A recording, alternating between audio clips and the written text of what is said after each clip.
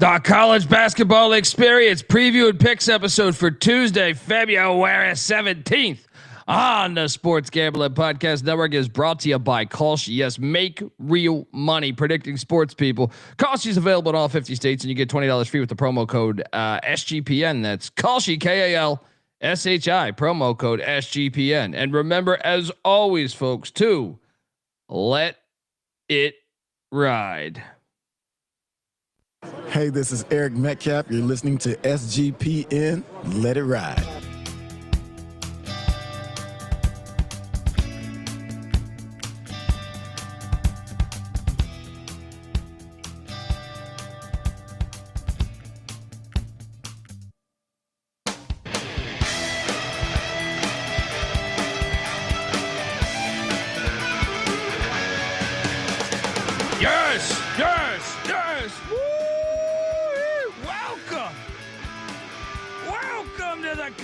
Basketball experience preview and picks episode for Tuesday, February 17th. Hey, how are you? Good night, world. Good morning, whatever. I guess morning. It's 1:35 a.m. right now. YouTube.com/the college experience. Hit that like and subscribe button because we are inching closer and closer to March with every given second. Slightly winning night, basically a 500 night. I'm up like I think it was $27 today. $27. How about that? What's that? Big winner. Winner. After Saturday, yeah, I'm just like, give me the $27. Right? This is a great moment. If you're wondering who the hell you're listening to, my name is Colby Swig and Database Dan, aka Pick Don D. That's not a pick. This is a pick.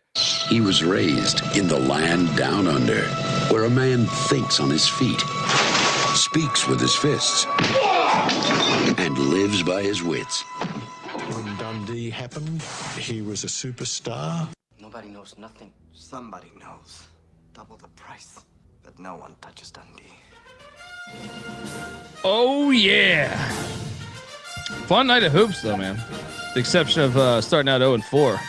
Start the night. I thought it was Saturday all over again, but no. Weather the storm and some fun games down the stretch there. I am joined by my co-host. He is the host of the College Football Experience as well. Check out our recent episodes talking about every coach hiring North Dakota State to the Mountain West, and we got one slated for Wednesday talking Sacramento State to the MAC and the transfer portal. Give it up for former staffer at Austin Peay with the Governors, South Carolina with the Gamecocks, and West Virginia with the Mountaineers. Ryan McIntyre, aka Moneyline Mac. What's up, man? What's up, man? Yeah, big Monday did not disappoint once again. Shout out to the Big 12. These Big 12 Big Monday games are crazy. Yeah, I mean, yeah, no, they're awesome. I mean, that game was awesome. That was I mean, dude, the fact that was going on at the same time as the Abilene Tarleton game. Yep. Like both those were complete fire to end the night. But let's jump into it, man, because I know we got a great card tomorrow too. Let's well, I guess that's the game of the day, but we'll get there. Let's start off with the first game, which was absolutely horrible. This was a triple lock. Well, it turns out Southeast Louisiana, the Lions, well, they did not. Gonna get a big dish of beef chow mein. They really did get served a. Gonna get a big dish of beef chow mein. Unbelievable out the gate here. Standalone game. We had to bet this, and we got killed. This was never close. Sorry. I felt decent about this one too. Like, I mean, I don't know that I would have locked it on a Saturday card. Yeah. But I thought like, hey, I think Southeastern is a better basketball team than Commerce. Nope. Got destroyed here. Your thoughts on this game? Yeah. Total beatdown. Shout out to Commerce, man. They fucking came out and stuck it to Sela. Sela's having a bad year. Yeah, they are. They really are. And then I mean, we gotta. I think we should start a clock and talk 20 minutes about this because something's magical is happening in the MEAC right now. Fucking As Coppin State goes on the road and wins outright, sweeping this road trip. What? I mean, Look, this is what. Look, this has been a really fun college basketball season, and not because of the gambling point of view. I'm saying because of the unpredictability of it, the chaos of it. But this might be the craziest thing that's happened all year. Miami, Ohio being 25-0 is there, but Coppin State, they're alive, dude. They're in the mix. That's what I'm saying. Yeah. I'm looking right now, and I'm like, they're 3 games out. They've won 3 straight games. Larry Stewart, what? Against the teams I kind of trust too. Going to Central and beating North Carolina Central the other night, and now South Carolina State and Eric Martin, who I thought had kind of turned a corner a little bit. Mm-hmm. I'm dumbfounded here, man. I am too. I didn't see this coming. Like you said, Coppin red hot recently. They've beaten contenders, which is even more puzzling. Good win for Coppin. This is a good story. Yeah, I mean, they're 5-21, but they're. I want to look at this remaining schedule here. They've won 3 straight. Dude, they're home to Eastern Shore, who's just can't buy a win, right? Yeah, they finally petered out. Well, I'm saying that's their next matchup Saturday, home to Eastern Shore, then home to Norfolk State, which you would think they would lose, but the way they've been playing. Then they're at Howard and at Morgan State, where that's tough, but at least those are local games though. So I don't expect them to come back and win this conference, but then again, I didn't expect them to go on a 3-game win streak. I know. So I know. The MEAC is more open this year than I can remember. Yes, because agreed. Norfolk and North Carolina Central are not the top dogs that we're used to seeing in previous years. Yeah. I mean, this one, I felt pretty good. I mean, I felt better about South Carolina State against Coppin than I did Southeast Louisiana against Commerce, but still. Then we got, like I said, we started out 0-4 because we locked up Louisiana, who I kind of thought should have covered this. Yeah, they had every opportunity. Yeah, the other two, no, we deserve to lose these. I kind of feel like we got kind of robbed on the number here, but 11-point win, Old Dominion. They fucking got some garbage ass points. I mean, this was what, like a 3-point game with what? Yeah, they dressed it up. They dressed this up a little bit. I mean, they were in control of the game, but let's pull up these Sun Belt rankings. I gotta see the Sun Belt. What's happening here with the Sun Belt? And sometimes I don't even know if they update this thing. So App State still in first, Troy in second, tied with Marshall and South Alabama. We have a 3-way tie for second. Then a half game behind that is Texas State. A full game behind that is Coastal Carolina. I mean, this is just chaos. Louisiana's like only 3 games out. Even ODU is only 4 games out. And they have a quadruple bye. I mean, why? Yeah, someone should be fired for that. Dude, someone should really be fired for that. Yeah. Yes. When are they going to change that? Should have been yesterday, but you got people like fucking Bieniek that love that shit, and it's ridiculous. It's like, especially this conference. Like, I don't think it should happen anywhere personally. I think it's all ridiculous, but like this conference, I find to be just dumbfounding. Yeah, I mean, this is the dumbest thing you could possibly come up with. I thought we got kind of a bad beat here. The other ones I felt like we kind of got our ass kicked in, including this one. To start off 0-4. Oh my good God. What happened to the toothpaste? They suck. Boston wins by 27. BU. So if you want an update on the Patriot League, by the way, if Navy wins on Wednesday against Lehigh, they clinch the Patriot League 1 seed. Colgate's now 3.5 games back. Lehigh is 5 games back. Boston's 5.5 games back, and then American and the Greyhounds of Loyola, Maryland, are 6 games back. I mean, I did not think I felt like Navy, Colgate, American was the and not in that order. I had it as Colgate 1, American 2, Navy 3 in my preseason, but whew, what an ass whooping. Your thoughts? Colgate's not the favorite, man. They're not the dominant. They are not the dominant fucking team in this league anymore. A good win for BU, man. They got killed on the glass, man. 30. Like Colgate's at 30 in league play. What the fuck?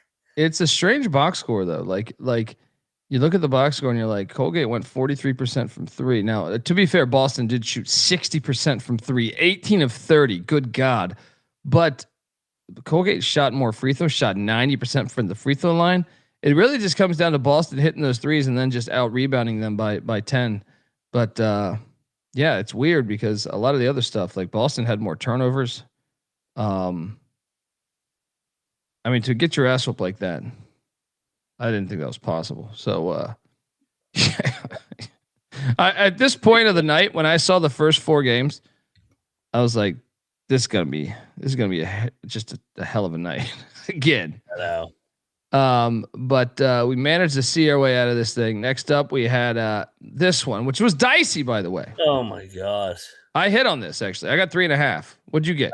I got 4.5. Yeah, I hit on this right after the show. This line was 3.5 last night. So I guess it depends what you got here. But yeah. I mean, this one. I'm sorry, dude.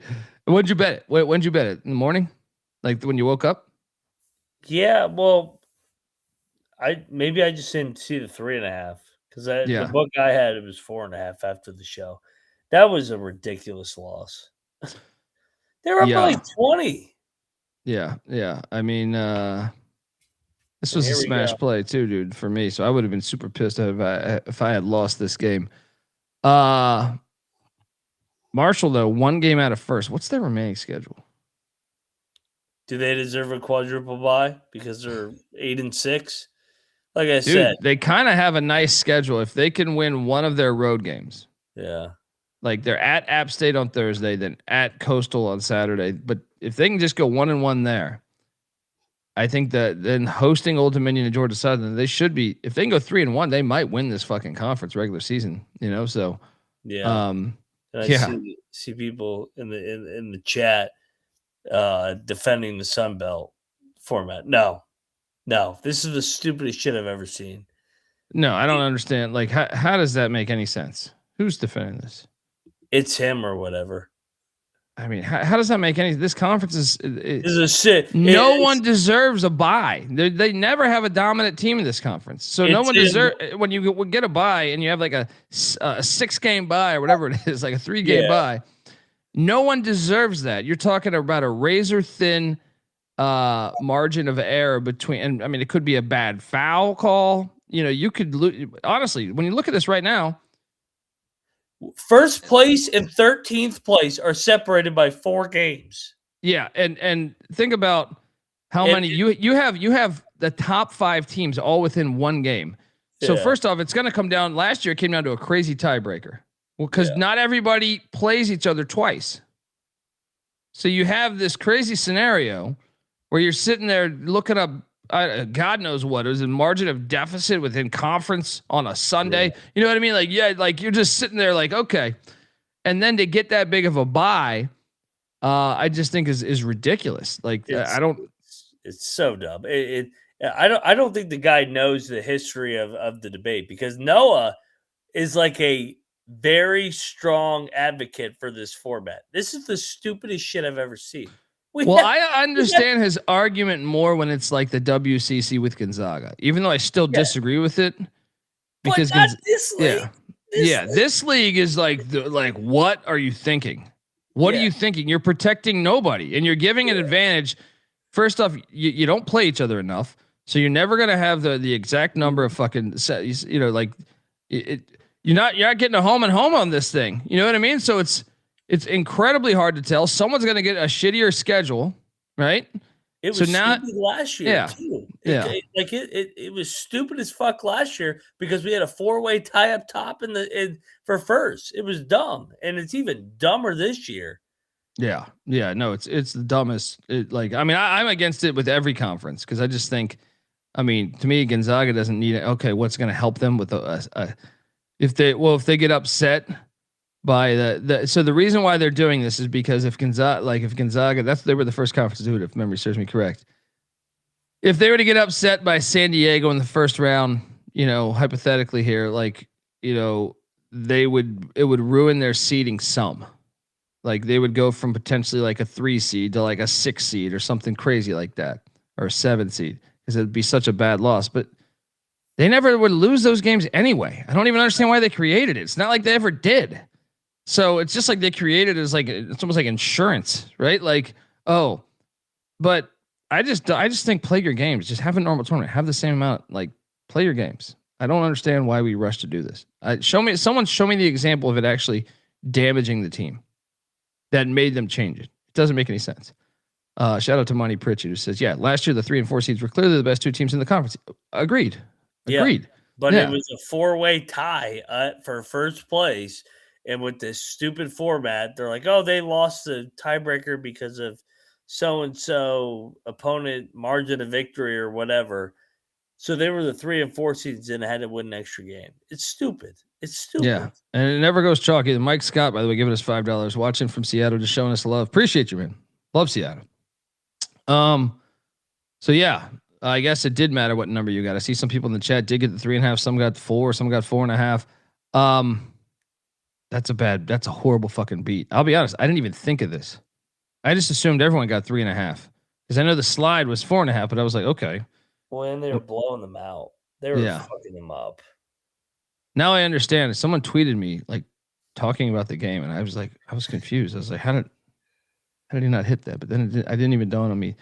South Alabama took a layup at the end. Hilarious. Yeah.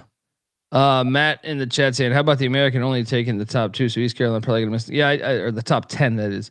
I disagree with that too, but that one's not as big of a deal. But I still disagree with it. To me, you should have everyone in the postseason. What's your stance on that, Mac?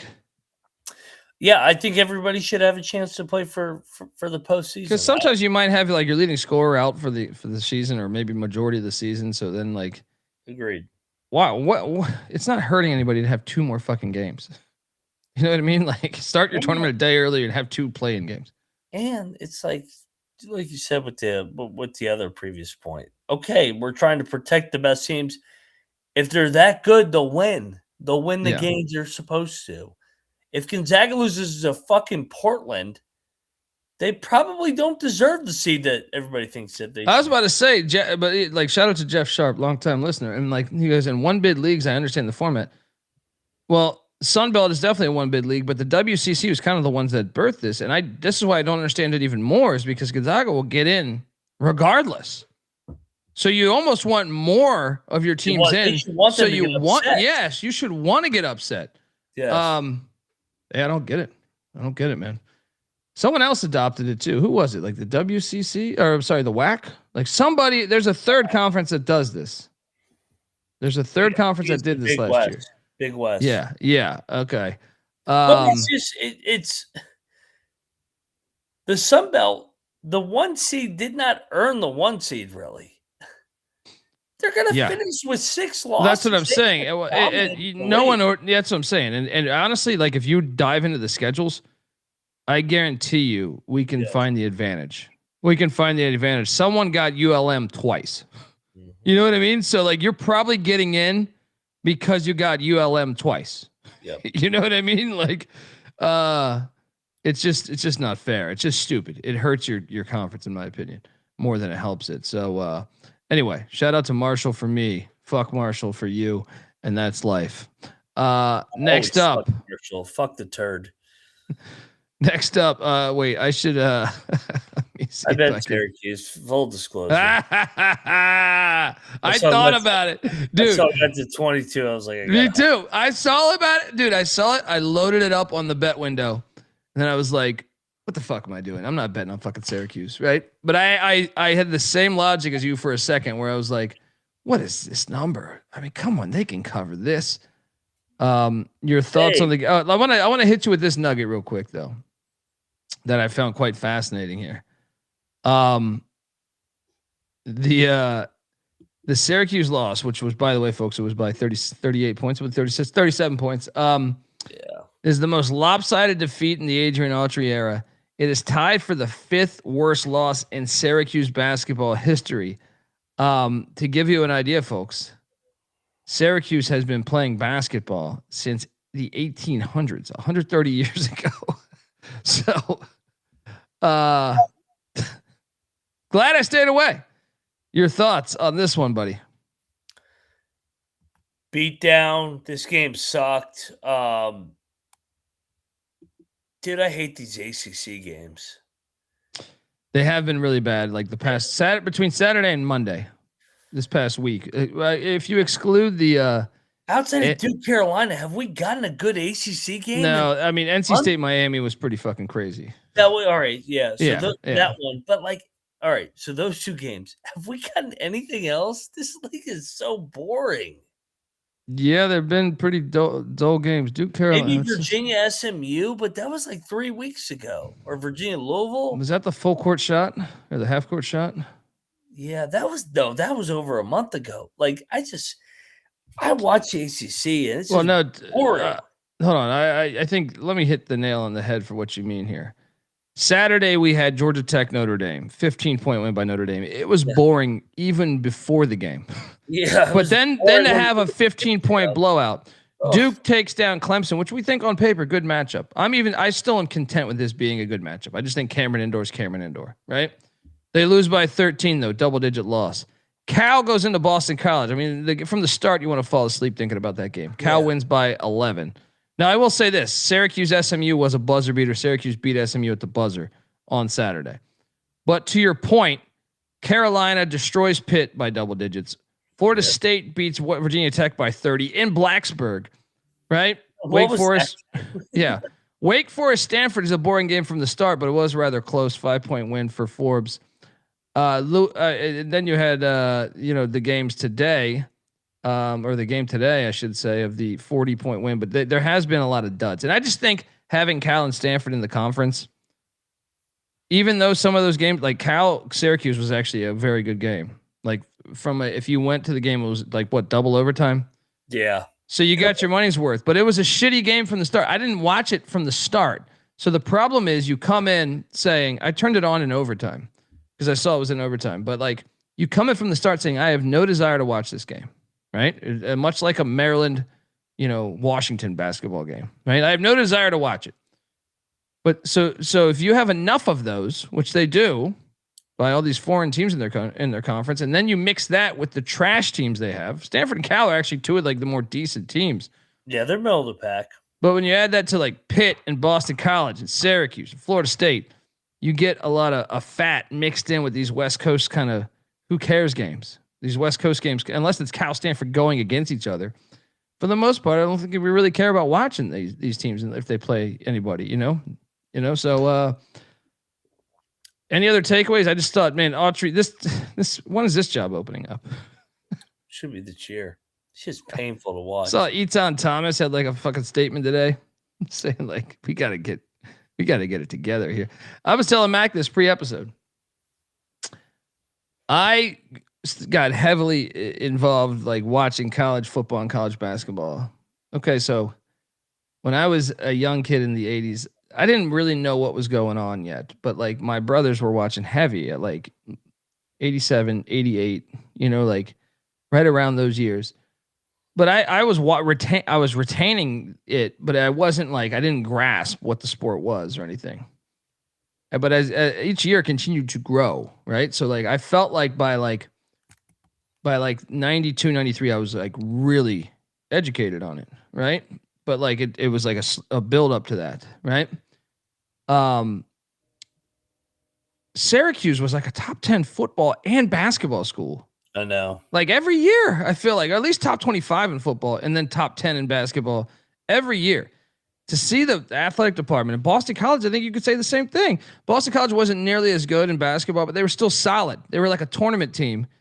I feel like every other year they'd be in the tournament, or a lot of years, 2 out of 3 years they'd be in the tournament, in my opinion.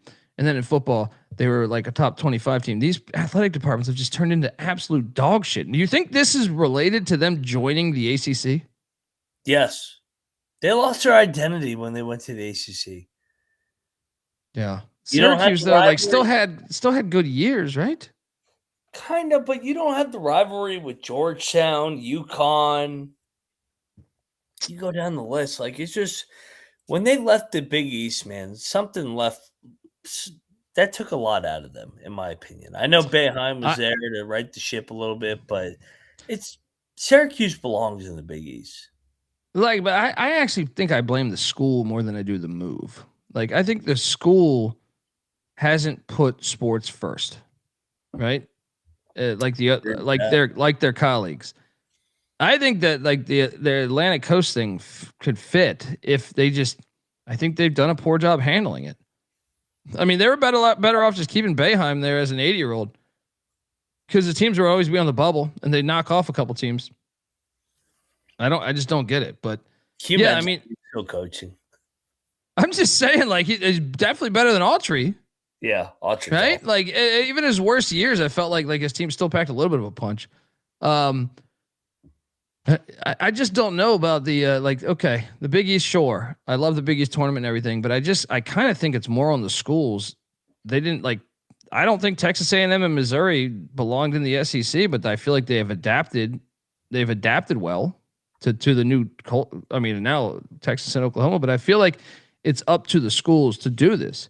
It's like you're going to a much better, like they went to a much better football conference, right? And at the time you were thinking, I remember like Patty C was like, this is the new premier conference. And I think he was right at the time. If you put it on paper, you're like, hey, Syracuse was, I know like whatever year they went, they were in a little bit of the dark years but like Virginia Tech was a power, Miami was an unbelievable power. You mixing that with Florida State and Clemson, and you're thinking, hey, North Carolina's always been kind of a team that just could, or Georgia Tech, won a natty in 90. You're thinking, okay, this could really be a fucking legit conference. Yeah. But they just haven't delivered. Anything you want to say about Duke? And I did appreciate, let me see if I can find this. Let's talk about this for a second. I mean, Duke looked great. Boozer went for 22 and 12, 2 assists, but they killed them. Shout out to Duke. Business-like performance. And that arena is always rocking. So, I mean, like they do college basketball right in that regard. But I do want to hit on the this fine tweet that I did appreciate from the district attorney for Chatham and Orange counties in North Carolina. I saw this. A week has passed, and what seemed likely is now, I think, patently obvious. There is zero evidence that anyone from Duke's program was punched in the face at the Smith Center last week, nor is there any evidence that a staffer was trampled on the floor or in a complete brawl, for that matter. Some have asked why I'm talking about this. This is him tweeting this, by the way. It's certainly not because of a sports rivalry. There's no business of the DA's office. Or that's no business of the DA's office. But I've seen firsthand how reckless accusations of violence incite more violence, and that is my business. Your thoughts on the fantastic tweet? I think it was great. I think they hit the nail on the head, man. I mean, where's the video? Somebody got punched, somebody got injured. All right, that shouldn't happen. But let's see the video. Oh, it doesn't exist. Shocker. Yeah, absolute horseshit. Dude just make shit and up. The national media not even attacking this, but always attacking his comments. We should be attacking that he was full of shit in this instance. Just like with Flopkowski, man. Duke's the worst. They're so fucking unbearable. They're so unbearable. They literally just make shit up, and it's like, no, I watched the same play. That's not what happened. Yeah. Next up, Grambling and Prairie View did battle. I picked Grambling, didn't bet this. Prairie View wins by 5. Both teams needed a win, pretty bad. And PV gets that dub. Didn't watch this one, did you? Mm-mm. Good win for PV though. Yeah, and then oh man, I did bet this and I did lose. And shout out to Coach Tomlin was in the house. You see that? Yeah, I love it. Yeah. North Carolina Central bounces back from that embarrassing loss against Coppin State. Well, we thought it was embarrassing. Maybe it's actually a legit loss. And they take down the 1 seed in the conference, Morgan State, 80-76. What's that? I said we knew they were due. Yeah, but it would have been nice to cover the 5.5. So shout out to Central. We did lose. This was a double lock that we lost. Central a half game back from first. The remaining schedule for Lavelle Moton's Eagles at South Carolina State Wednesday, at Howard on Saturday, and then they get a week off, and then they're at Delaware State. You got to think if they can go 2-1 in that stretch. Then they close out the season at Maryland Eastern Shore and home to South Carolina State. I mean, that all those games, with the exception of Delaware State, like 4 of those are, I mean, I don't know what Eastern Shore is going to look like, but like they've been decent this year. Those are all must watch. Those are all you should put on the TV. You think Central will end up with the 1 seed? I was going to say, do they play Howard? Once at Howard this Saturday. Gigantic fucking game. I think gigantic game. I think you got to favor Howard slightly. Yeah. Yeah. Nothing crazy. Shout out to Lavelle Moton, even though we ate shit here. We did cash here though. Easy money.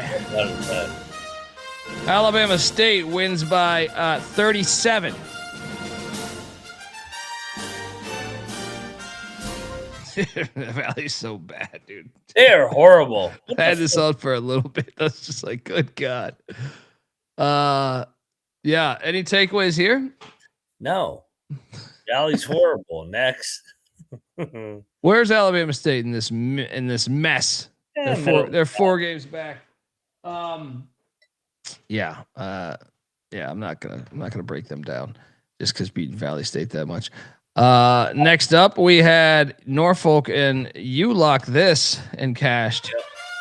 I think me and Bieniek also took Norfolk State. We didn't lock it, but Norfolk State wins by 4 against Eastern Shore, 70-66, and a good one. They're still very much alive to win this conference, as we've kind of alluded to here. Your thoughts on Sparty getting a key road win there? Yeah, big win for Sparty. From a financial standpoint, they spend a lot of money, so they should always be in the hunt. So we'll see if they can finish it off here down the stretch. Jerry Davis, Circle of Trust. I battled you on Mississippi Valley State. Damn. Not good. I mean, ballsy, man. That's a ballsy play. Folks, I want to tell you that the college basketball experience is part of the Sports Gambling Podcast Network. Get the SGPN app. It's free in the App Store and Google Play Store. You get access to all of our picks, our podcasts, our articles. Cannabis Capper's always doing great articles over there. SportsGamblingPodcast.com. All in one easy place, too. The SGPN app. Get it for free in the App Store, Google Play Store. And remember, as always, to let it ride. We're also brought to you by Kalshi. Kalshi is a real money prediction market, legal in all 50 states. And Kalshi has a ton of trading options for your favorite sports. Besides sports, I got a ton of other markets, including politics, entertainment, hell, even the weather. It's Kalshi. You could trade anything. And here's something. Look, new Kalshi customers get $20 when you use the promo code SGPN. That's Kalshi, KALSHI, promo code SGPN. And we're also brought to you by Rebet. Rebet is the #1 social sportsbook and casino that is out there. Available in 35 plus different states, including California and Texas. Get in on the action with Rebet. Plus, get 100% purchase match up to $100 with the promo code SGPN. Yes, that's Rebet. Promo code SGPN. All right. Nice win for Norfolk State there. Then, after that, this was a money line play of ours. Really, the only reason why I made $27. Jackson State wins outright. Great game. 91-86 against Bethune-Cookman. And, as you would have guessed it, paging Dr. Bradley, and he was not in the house. Your thoughts on this one now is Bethune's lost 2 in a row. They still have a 2-game. What's crazy is they still have a 2-game lead on Pine Bluff, Southern, Alabama A&M, and Jackson State, who are all tied for second place. In third place there is the Rattlers of Florida A&M and Texas Southern, tied at 3 games back. Your thoughts on this one? A nice win for Mo Williams and company, man. Came through for us as a moneyline dog. I think they're better than their record. Oh, I was thinking about we almost need them to lose like just a game or two, because they're going to end up, if they were to like lose a game or two, they would end up like the 6th seed in this conference, and there would be an insane amount of value on them in the SWAC tournament there. But shout out to Kickstand, giving us $5. Appreciate you, Kickstand. Doc Bradley did not play, Jeff. He is out. Who knows how long? Information is rare. Yeah, that was our best play of the day, I think, or at least mine. Howard, Delaware State. You did lock up Howard here, didn't you? Yep. I took Howard, just didn't lock it, and they won by 32. Delaware State. This place was lit, actually. Did you see this game? Mm-hmm. For a Delaware State team that's been terrible this year, I was impressed with the fan turnout there. Yeah. Shout out to the Bison for sticking it to them. Then we did eat a pile of shit here as we took Wagner plus 9.5. I think Long Island, they had to lock it up now, right? 18-point win for Long Island against Wagner. Wagner's fucking terrible. I can't believe. See, this is what, like I said, I've probably got Long Island wrong. I think like 4 times this year. This is the 4th, maybe 5th. Thoughts on this one? As Strick inches closer to his first NEC regular season title.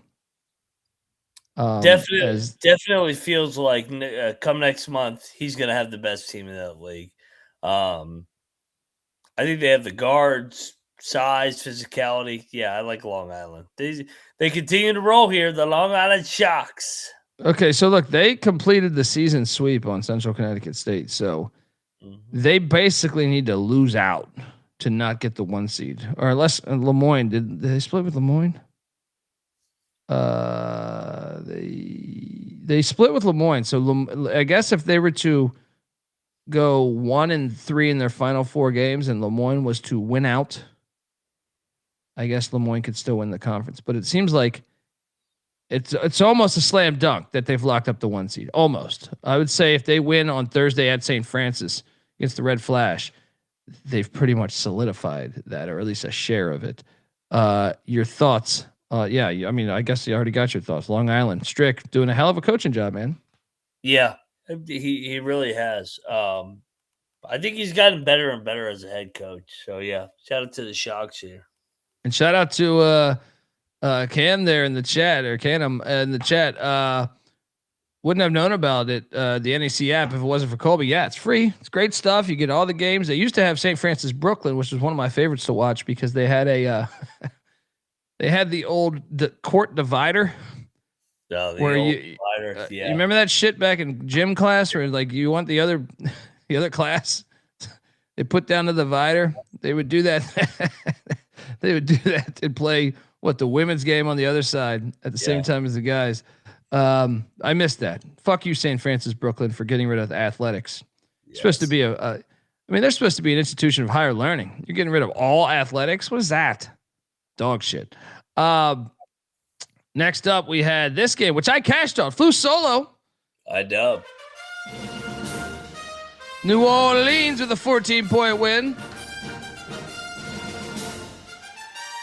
I still think they're a little dangerous. In the Southland tournament. I don't know to win the tournament, but to get somebody outright. McNeese, the Mexicans, Stephen F. There could be a team that I think could be a tough draw. You went with IDub, didn't you? I did, but I didn't bet this one.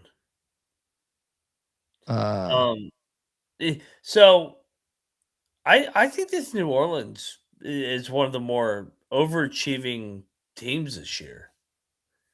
Going into the year, I thought they were going to be horrible.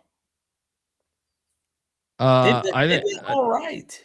I mean, look, I joke around, but I don't also. Like I say it because I call them the No Limit Soldiers. Yeah. But like, to me, if you could run an independent record label and be successful, you could probably run a lot of other things and be successful. I like it. And this is hip hop, punk rock, whatever. I've seen it. I was like part of the street team for Stones Throw Records in LA for a while, and I've seen how much work that people had to do with like a limited amount of people. If you own your own record label and are successful, you know what the fuck you're doing. Like you have to know what the fuck you're doing. And to me, if he's putting in the same energy, which I don't know, but I'm saying they're vastly improved from the past couple of years, I would say. So yeah, I think it's one of the funner stories in college basketball. Agreed. They got more money. Yeah. Next up, McNeese, Northwestern State. We cashed here. Backdoor City. Yeah, wasn't easy, but we cashed double lock on Northwestern State.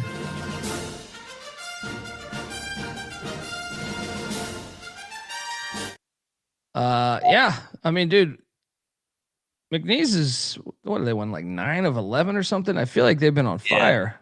They're playing good ball. They're Yeah. they're starting to impose their will with all that talent. So Armstrong Company, we'll see if they can get hot and win the conference tournament now. Yeah, yeah. These games kind of saved my ass here, this middle stretch here, but yeah. Stayed away from this one, man, but I still think it's noteworthy talking. You and Bieniek battled here. Did you hit on this? What'd you hit on? Did you get burned here? What was the final score? No, you took 5.5 in Lamar, I thought, right? Yes. I had 6.5. Either way, 5.5 would have cashed. Yeah. Okay. Yeah. So lock battle win for McIntyre over Bieniek here. The Mexicans, though, still win by 5, and the Mexicans still a great story. You know, I know they got drilled, but they've won 8 of 10. So shout out to the Mexicans there. I stayed away. I think I picked the Mexicans. Next up we have this is game I got drilled on though. Fucking Stony Brook. Fucking bitch ass team. They get the win. Of course, laying 3.5. It closes at 3.5. I had the worst of that number though. I had 4.5. And yeah, I mean, dude, they were down double digits. So like, what happened? What happened here? I don't know what the fuck you're pressing over there. My keyboard's disabled. I don't know what happened. Bieniek, is that you? The ghost of Bieniek. I mean, I guess shout out to Gina Ford for finding a way to get a win. You're down double digits at home. You know, gut check, get that win. What are they looking like in the CAA? They're middle of the pack, right? They're middle of the pack. Yeah, middle of the pack here, Stony Brook. Dude, actually, they're in 4th place right now. Yeah, they're having a good year quietly, and they could get a double bye here. 8-6 in league play. Wilmington's the top dog. Charleston right there at 2. Shit, fucking Stony Brook could be 3. Yeah. Bill Russo, how are you not going to call out McNeese and Northwest State being a rigged game? It might have been. I did not really watch that game. I mean, I had it on. I had to build a fucking thing for my son. So I'm putting together a gigantic fucking dinosaur desk. You know what I mean? Like, so I have it laid out on there. I had the game on, but I didn't pay great detail to it. It wasn't on. Volume was not on. So, yeah, I don't know. Maybe you're right. I just wasn't really paying attention to I know we got lucky because they battled back, but I didn't pay attention to like late fouls or something like that. So, yeah. Anyway, next up we had the Nazis take on this place. Impressive, dude. Okay. Houston Christian wins 72-68. I picked the Nazis. Didn't bet this. But that was the most impressive thing. I had it on one of the screens. I was like, damn, dude, they're a shitty team this year. They have 8 wins. The place was packed. Yeah. I know it's a small gym, so it's easier to pack, but still impressive. To have fan interest when you're 8-17, now 9-17. Shout out to Houston Christian. Who'd you take in this? Did you bet this? Stayed away. Took Houston Christian. No bet. I agree with you. Fan base culture maybe going in the right direction here. Bill Russo said McNeese had 2 points the final 8 minutes. That's tough. Yeah. That's tough. It was that fucking Nichols defense. That's tough, dude. No, not Nichols. It was the game before he's talking about. The CVS was full. CVS was full. Yeah. Next up, we have Stephen F. Austin and Corpus Christi. Yeah, they got killed. I think the closing number was like 5.5 or 6, but still they covered all of that shit as the you tried to convince me to bet the Islanders. I did not go in on the Islanders. But 5.5 and Stephen F. Austin.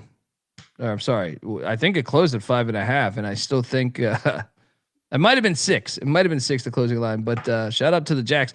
Dude, the Jacks are so nasty this year. I'm starting to believe that what's his name, the coach there, he's gonna be one and done. He's doing too good. He's doing too good. Bro, they're up like 27-7 in this game. He's gonna be St. Louis's next head coach. He's doing this good. Yeah, because Schertz will get a high gig, and then Brouwer slides right over. Shit, Brouwer might jump over and get one of these fucking high major gigs. Yeah. You might. I mean, he's in such a role right now. Yeah. Shout out to Pure Ruckus in the chat. Hope you're having a good night too, man. Then next up we had Southern and Texas Southern. This was a pretty fun watch. I watched the end of this. Texas Southern, who I did pick, just didn't bet it. Won by 1 there. They ended up closing as 4.5 point dogs. So if you took this on the money line, you got a little bit of value there. And they were down like 15 at halftime. Yeah. Shout out to Texas Southern. Johnny Your thoughts? Johnny Jones, nice win here. Yeah. Then we did triple lock this. The Rattlers and Charlie Ward win by 10 or 9 or something at Alcorn State.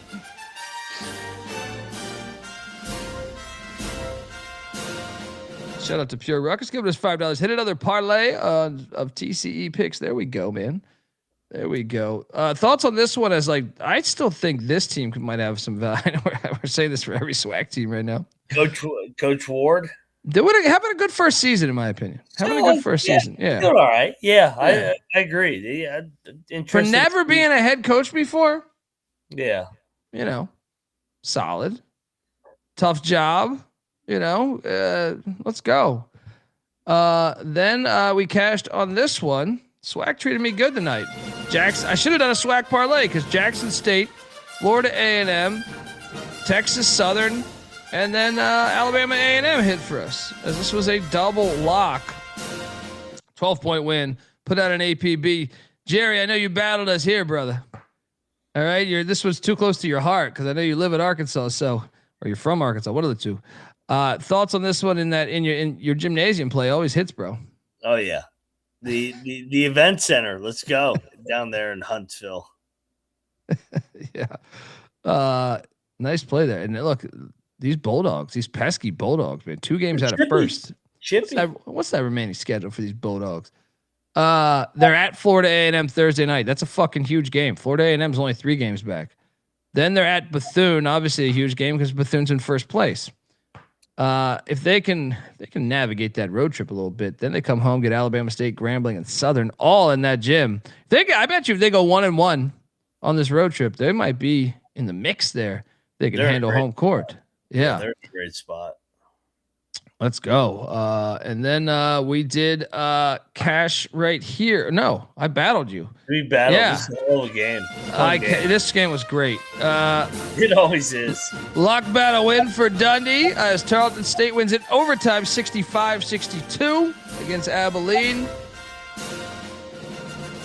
McIntyre, your thoughts on this loss as we still what is this, the 3rd time that they were playing in this matchup? Yeah. So, but you look at the stats from this game, no Dior Johnson, no problem. Yep. They found a way to get it done. Yeah, they did. They got stops when it matters. Low scoring game in the mud. So a good win for the old Texans here against Abilene, their rival. These 2 teams hate each other. It's great when you watch them. Yeah. This Abilene, Stephen F. Austin, Tarleton and Abilene. Stephen F. Austin and Tarleton. Those 3 hate each other. I enjoy watching it every time. And they're all purple.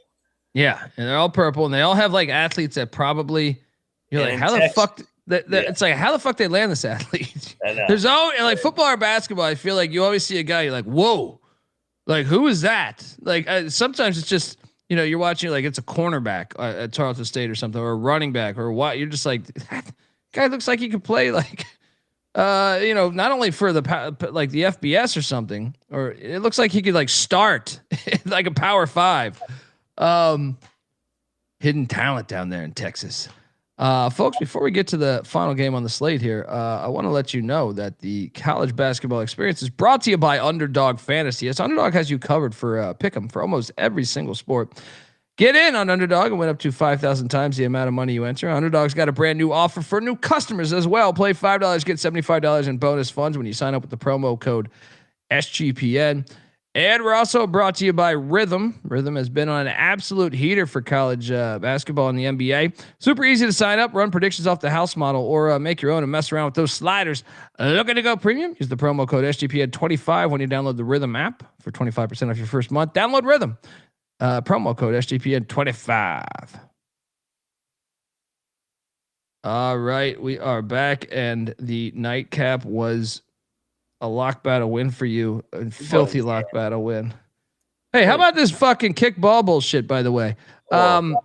I mean, I got a 10-point lead with what? 8 minutes left? Terrible missed call. And is like, I'm with Kelvin that they had plenty of opportunities to win the game, but you can't miss that call. I mean, what kind of call is that? Yeah. Kingston Fleming's bought out yet again. That dude's a fucking beast. Yeah, he's so nasty. He's so nasty. He doesn't get the sniffles or the flu. But I think the headline held to magic. Yeah, I that mean, building is ridiculous. You see T-Buck in the chat.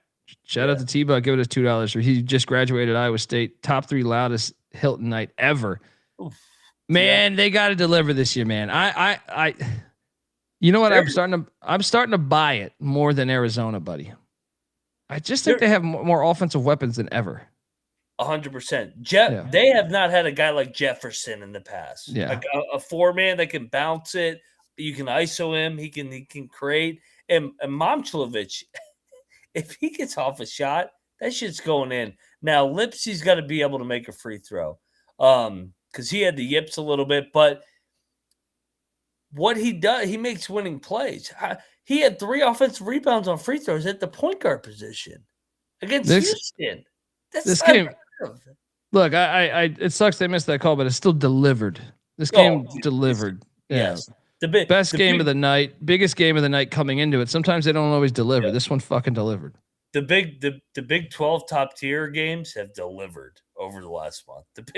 The Big 12 is must watch. Yeah, I mean, I guess the only I guess you could make a case that it actually did deliver, but I didn't feel like it. While the game was happening, Arizona at BYU, I felt like didn't deliver until the very end. Well, even then I thought I was like, no way they're gonna pull this out. But the other ones have sure delivered. Even like West Virginia UCF the other day, that lock battle win, horse shit you won on. Yeah, all right. I'm with you. This is the best Iowa State team. Houston's damn good too now. I mean, that fucking Sharp, Uzon, and then obviously Fleming. This league is just fun to watch. I think that's my biggest takeaway. It feels like it's every night. I mean, the Kansas Arizona game last Monday and then this one tonight.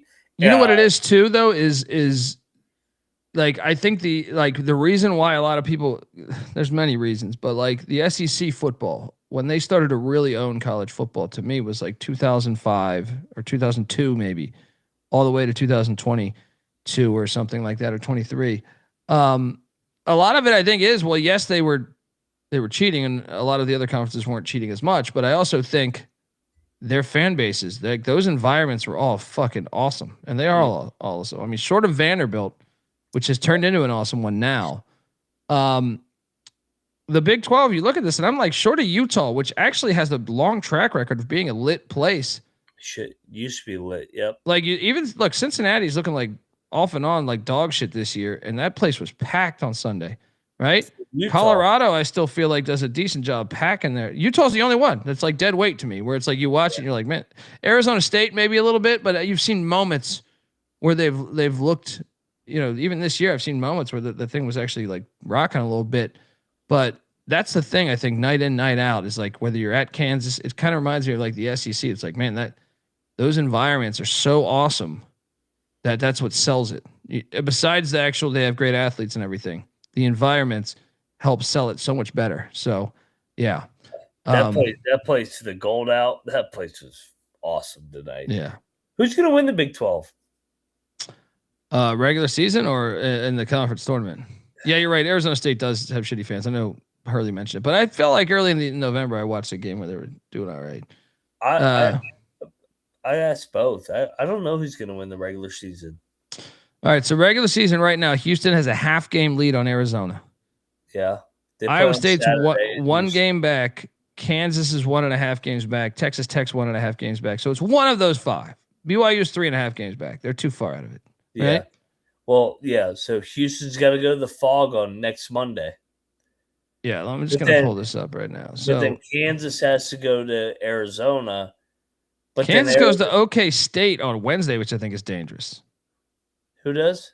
Kansas is in Stillwater on Wednesday. That's always a tricky game because of Bill Self. Because Bill Self, that's his alma mater. BYU's at Arizona on Wednesday as well. Those 2 games matter. You got to think Arizona rights the ship, though, right? You would think. Yeah. Saturday, Cincinnati at Kansas. Yep. Kansas State at Texas Tech. That's they should be fine, those 2. Arizona's at Houston. Woo! Right? Dude, the Big 12 juggernaut. But how about this? Saturday night, we get Iowa State in Provo. That's not a gimme. I think that's a very dangerous game for them. I almost want to say they're going to lose that. Yeah, the whole thing with Richard Saunders is. Yeah, we should have talked about that, by the way. Richie Saunders out for the season. That's a vital blow to be. We didn't know it. We didn't know when we were doing the recap. That kind of went down yesterday. That's a huge blow. Yeah. Great game though. Great Monday night game. College basketball's got to do a better job of spreading out the Mondays, or like just not in general Mondays. The whole slate. Like it's one of the things I think Cody Campbell has hit the nail on the head on with like their media rights. If they could get this thing, because like we should have like 5 of these games, like not necessarily in the Big 12, but I'm saying like imagine if you spread it out over 7 days. Yep. I think the sport would be addictive to anybody that's coming in. If you're coming in just randomly, and I've seen a lot of TMZ fans this year come in because they think college basketball, and they're correct. I think college basketball is peaking. I think it's honestly, dude. I know there's a lot of crazy shit going on with the Darren Peterson and Musa Cisse's and just Doc Bradley's. You got to play. You could go one by one with the portal and everything. Bediako situation, but like, I think this is arguably like the best season in like the past 10 years, man. When you think about like the narratives of like which team do you think is the best, I think there's more teams you could choose. I think there's more teams you could choose to make the Final Four right now. I know there's always like a random long shot that can get hot, but I just think, yeah, how about this? There's more teams you could make to have go to the championship game, I think, than anyone any time probably in the past 10 years. And then when you add in like the Miami, Ohio story, there's always great stories that happen within the sport each year in each conference, but I just feel like that whether it's Long Island, you can go one by one in these conferences, and it's just Central Arkansas, you know what I mean? Like Austin P, you go, it's just peaking this year. I feel like it's a really good basketball year. It really is, man. And I was on Steph's small show earlier tonight, and there was a poll out earlier from like one of the national media saying that there's only like 8 teams that can win it all. We went down the list. I could make the case for like 15 to 20. There's not a dominant team this year. Yes. Do I think Michigan is really fucking good? Yes. Do I think Arizona is really fucking good? Yes. Duke, Connecticut, Houston, Florida, Iowa State, and Kansas. Yes. But Why can't Vanderbilt win it all? Why can't Virginia win it all? Why can't Texas Tech win it all? Like, I mean, look, I'm a skeptic, but I mean, like, I also think I could shoot holes in those top teams. Like Duke's incredibly young. You know what I mean? Like UConn hasn't, like, to me, passed the eye test game by game. Yeah. So I mean, like, you could go.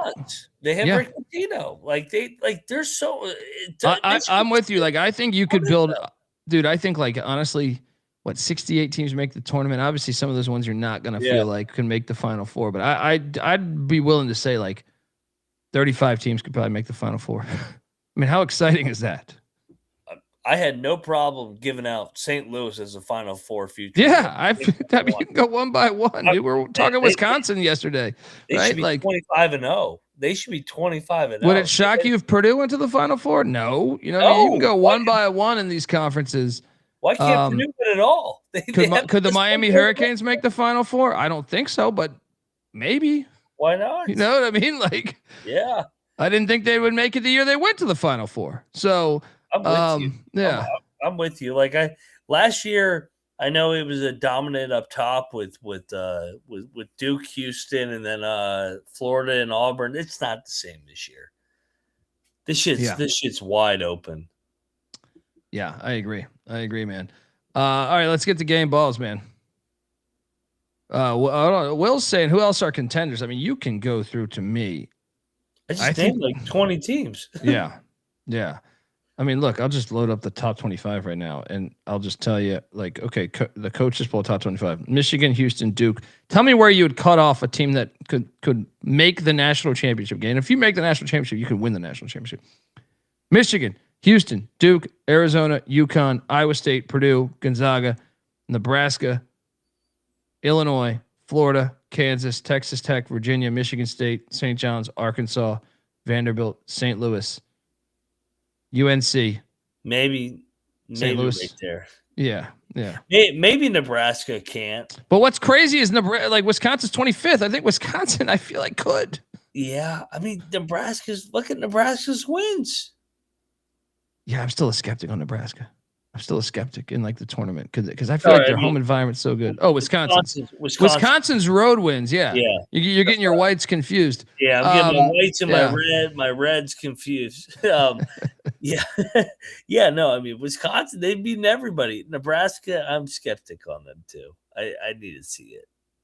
Yeah, it's just, I think the sport is peaking, and you're seeing it. You saw it in football too, with like the NIL and transfer portal has actually made it. I get it. If you love your blue blood, that's been great. Well, it's harder to win now, right? But it's better for the sport, like the overall health of the sport. It's not better to have a dude transferring 5 fucking times. So there's obviously you'd like some type of policing that, but at the same time, like it's still better. I mean, Vanderbilt's in the fucking top 20 right now. You know what I mean? Like, I mean, look at the top 25 right now. You got Miami, Ohio, Vanderbilt, St. Louis. I mean, I feel that Nebraska's in the fucking top 10. You know, the sport is thriving, man. So let's go. Game balls. Where are you going? Hilton Magic won. I mean, how can you not give that? That's what the sport. Gut check game too. The way it went, by the way, maybe we didn't talk about the game enough. The way it went. Yep. Where you're down 10. What minute mark you think it was? 6-7 minutes? Yeah. Down 10 with 7 to go, and they fucking get 17-4 run. Otzelberger and company, they had not had a double-digit comeback in the second half under his tenure. And to do it against Kelvin Sampson in Houston, that's a hell of a win. I mean, that's a nut check win, to your point. Yeah, and I think that's what you want if you're him, because it's like, okay, Hilton's got Matt. Hilton. They've always been great at Hilton.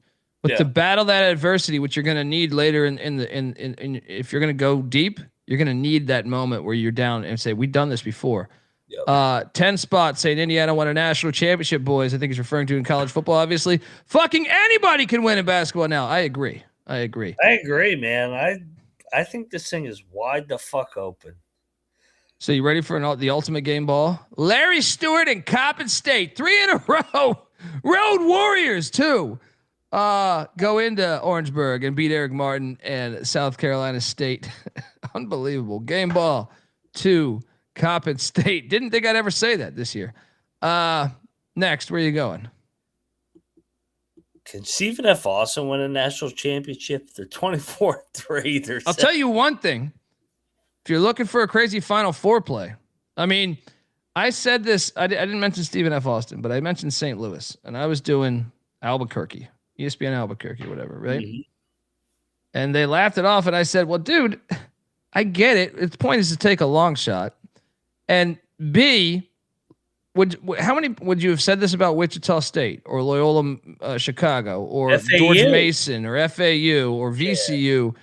We have seen it so many times. Davidson and Steph Curry went to the Elite Eight. You know, I mean, how many have gone to the Elite Eight? Even you could even throw the Pussy Pack in there when they weren't even projected to make the tournament.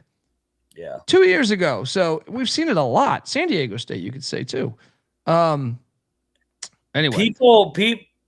people think last year is the norm. Reminder: yes, all 1 seeds went to the Final Four last year. It had not happened since 2008. That was the last time that happened. So that shit ain't happening again. You did have a chalky year in like 16, but it wasn't all 1 seeds. It was like 3 1s and a 2 or something like that, right? Yeah. But it's like once every 8-9 years you have a chalky tournament. It has nothing to do, in my opinion, with a lot of people were saying, well, the rich are getting richer. I don't know that I buy that. I don't buy that. Yeah. Indiana just won a fucking championship in football. All right. You know what? Which means bet against all 1 seeds this March because none of them are making the Final Four. Yeah. Yeah.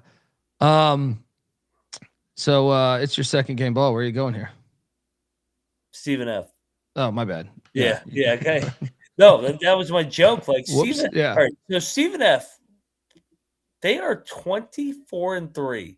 They lost to McNeese by 2. They lost to Arlington by 5. They lost to Fresno. How did they lose to Fresno? By 2. They have Wahlberg magic, buddy. They have 3 losses by a combined 8 points. This team could get to a Final Four. All you need is that path, man. All you need is that path. Yeah.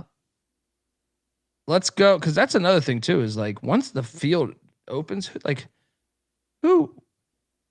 I feel like some of these teams that made the Final Four got an incredibly nice path. Who was it that got Kansas State in the second round? Like Kansas State knocked off somebody. I feel like Mason had the hard path. Maybe it was VCU or Wichita or something. Or they had them in like the Sweet 16. And you're like, this Kansas State's just like they're a good team, but they're not great. I don't remember. But one of those years, I feel like that it was all about the path more so than it was the team. I mean, the team was good, but they had a great path at the same time. Game ball, our dog, moneyline dog, Jackson State, Mo Williams beating Bethune-Cookman. I know there was no Dr. Bradley, but I don't give a shit. They're in first place. They narrow the gap.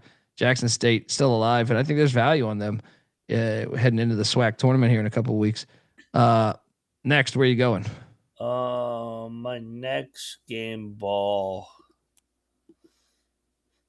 Let's go Boston. I mean, what the fuck? Am I 30?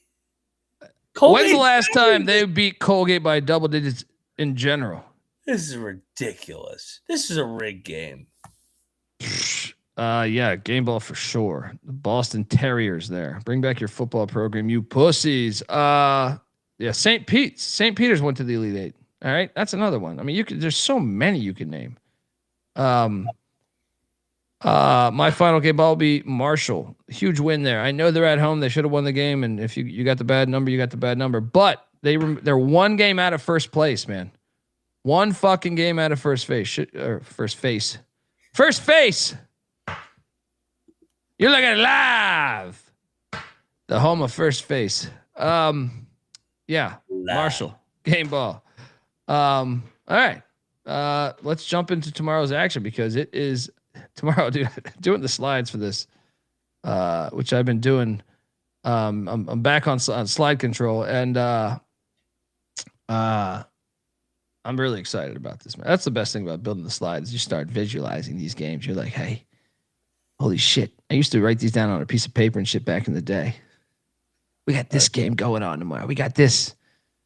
People will be like, you're a fucking loser. Why aren't you paying attention in algebra? Right? God damn it. You know damn well Lon Kruger can win this game tomorrow. Right? Let's jump into it. I was like Lon Kruger. Wait, I thought I already uploaded these things. What am I doing here? Hang on. You did too. What happened? Yeah, I'm just. You just want to keep talking about Iowa State and Houston because those are two programs that represent what college basketball is about. Hey, that was a fire matchup here. That was a great college basketball game. It's true, and I would once again say when Mr. Beast gives us that money, we proved the AAC teams have actually done decent. All right, you look at this year, Cincinnati could still finagle away in. Houston made the Natty last year for your precious little Big 12. All right. Yeah, they have Kelvin Sampson. Who's UCF is making the fucking tournament. All right. And you let Mr. Beast come in with $100 million, we'll be taking your next coach. All right. You don't even have a coach. You and that Beast guy. They got Kelvin Sampson. He's from North Carolina. Maybe it's a homecoming. Let's go. You should hire him. And may the Schwartz be with you. You delete that What a world. What were you going to say, man? I didn't mean to cut you off, but it was needed. I was going to say you could delete that from your soundboard after this year. Perhaps. We got to get Mr. Beast to donate $1 billion on this bitch. It's happening. ECU, man. Let's go. Hit him up. Hit him up on Twitter, Instagram, whatever the fuck he uses. YouTube's. So we have this game tomorrow. Real quick again to Jeff Sharp's point. TCU should be in the NCAA tournament. Well, I definitely agree there.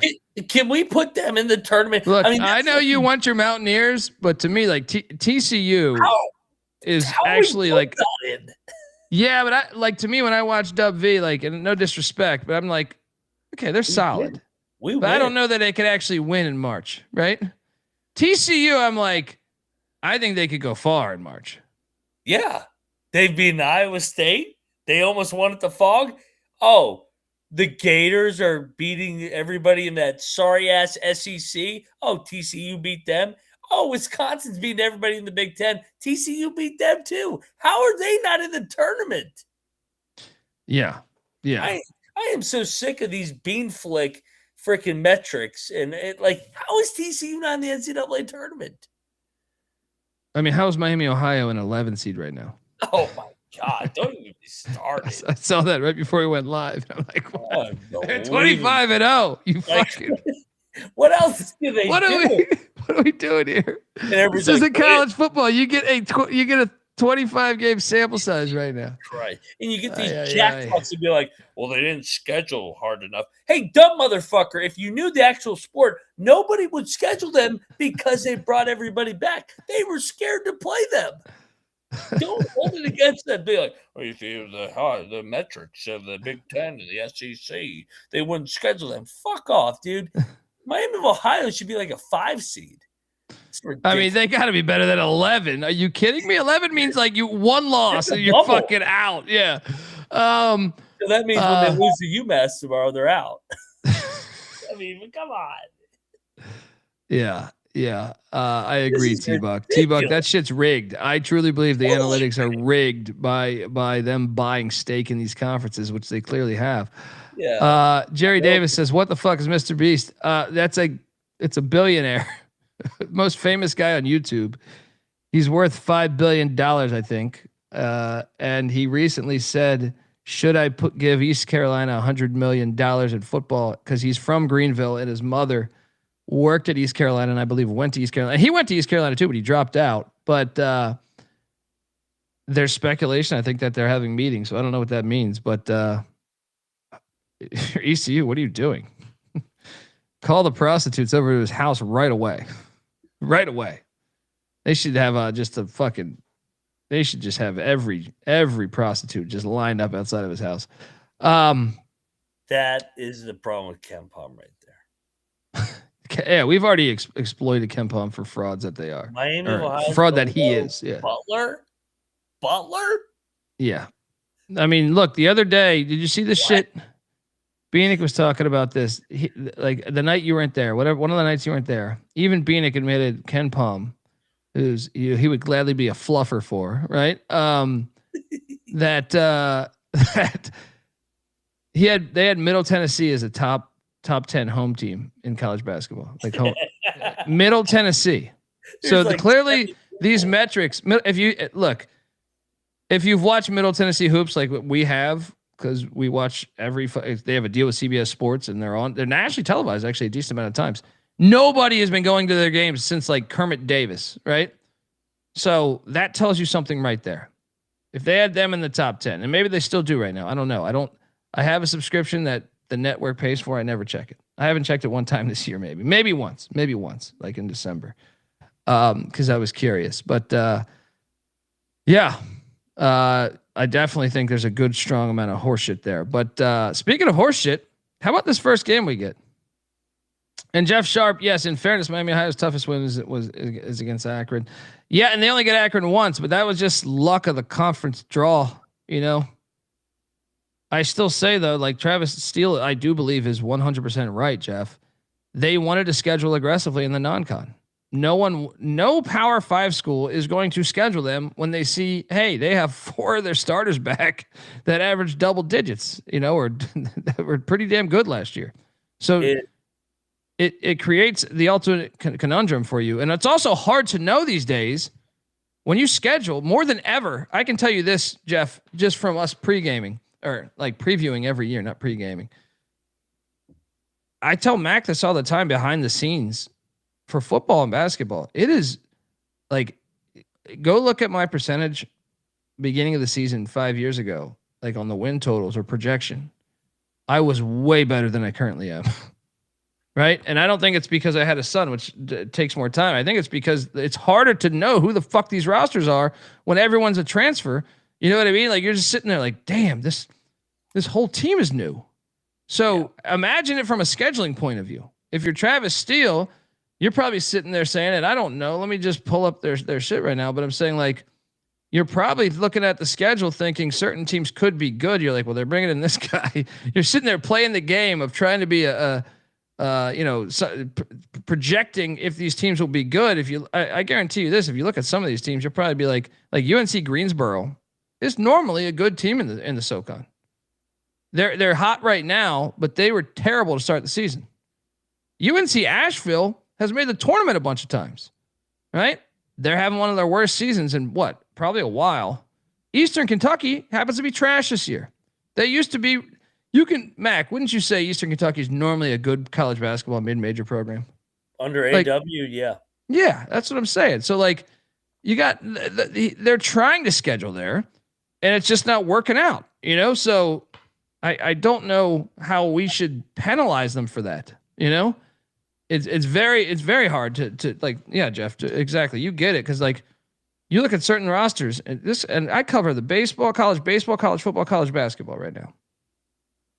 Every roster, for the most part, unless you're Iowa in football, unless you're the service academies, you're just sitting there like, man, I don't know. They got fucking, especially in college basketball, more so than football. Because football, you can return your starters a little bit of a higher rate. College basketball, like 90% of the mid majors are like 10 new guys. And now that they added the Europe shit, it's even harder. Because before you would know, like, hey, this dude averaged 20 a game at Oral Roberts. I think he could translate well here. Now you're like, they got this kid from Slovenia who averaged 39 a game over there. But then you do, and I was at media days saying 39 a game. And then you end up talking to someone who's like, that league they're playing in Slovenia is terrible. You know, so it's like, oh, so he's not even going to get. He's not even getting minutes. He's not even getting minutes, and he averaged 39 a game. So you're pissing in the wind on a lot of this shit. And I see Jeff talking about, would Kelvin Sampson turn down Miami of Ohio? Probably not, but you also have to remember it takes 2 to tango.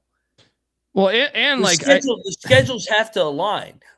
Houston, for example, already had the 3-game MTE out in Vegas. They probably already had a couple home and home. So like the dates have to matter. But I know for a fact, because I know people at Miami of Ohio, they got turned down by 10 to 15 schools within a 5 to 6 hour radius. You can connect the dots. There's a school in Columbus. There's a school in Cincinnati. at the high major level that turned down Miami of Ohio because they didn't want to play them because they knew they might lose to them. Yeah, I mean, another thing is some of these contracts are more than a year. Yes. Sometimes you already have some of your non-cons going based on 2 years ago. So take like Towson. Houston played Towson. I don't remember if they played the year before, but that might be a 2-year deal. You know what I mean? So you might be already locked into that. So you might only have a couple spots available, you know? So I think that's the challenge too. I think it's harder than ever to do this. And I guarantee you, if you're Houston, why like even though Kelvin Sampson, I don't think you would deliberately duck, but they might have a meeting and say, hey, well, we can schedule Oakland here or we can schedule Miami, Ohio. And it's like, well, I don't know, Miami, Ohio is bringing back this much returning production. But Oakland's normally a good school. Well, let's take Oakland. It would be November. That returning production is more dangerous for us to lose that game. I think that's a meeting that you probably have. I mean, I don't know if for every coach, but for a lot of the coaches. Anyway, what are we doing in this game here? Is Charleston Southern's like 17.5 against Gardner-Webb. Next slide. Worst game of the day. Why is this? They should have played this at fucking midnight. Nobody wants to watch this. I'll take the points.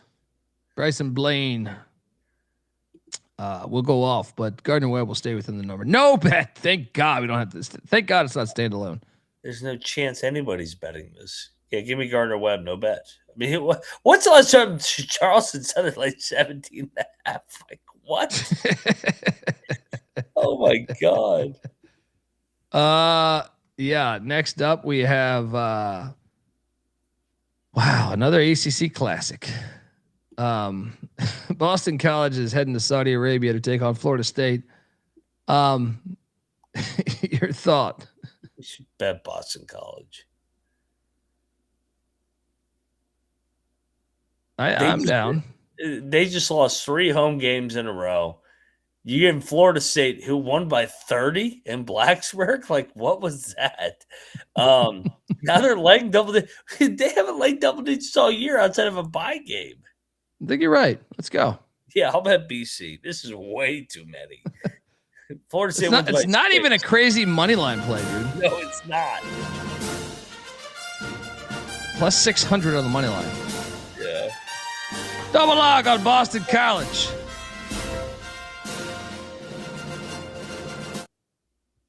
Shout out to Carter, who just got back from Mexico. Missed your ugly asses. Hopefully you didn't drink the water, but hopefully you had a great time, and I'm sure you did.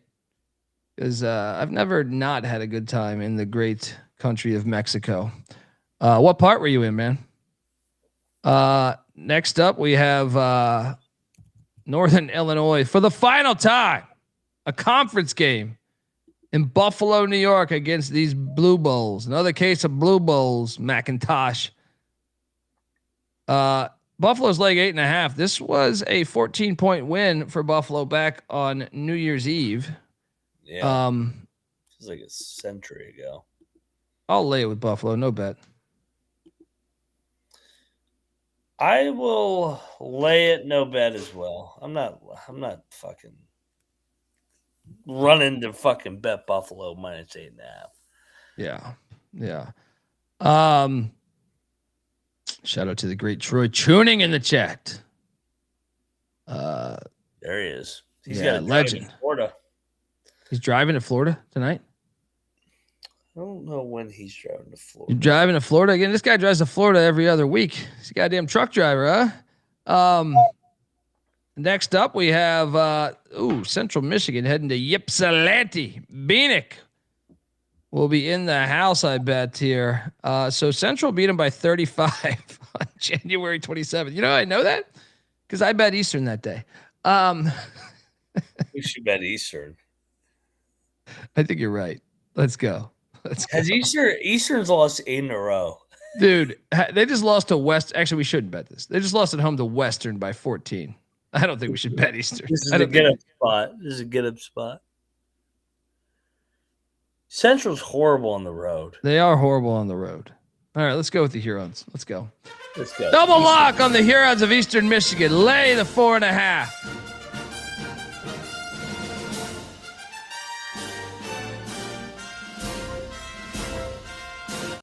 Central's 0-12 on the road.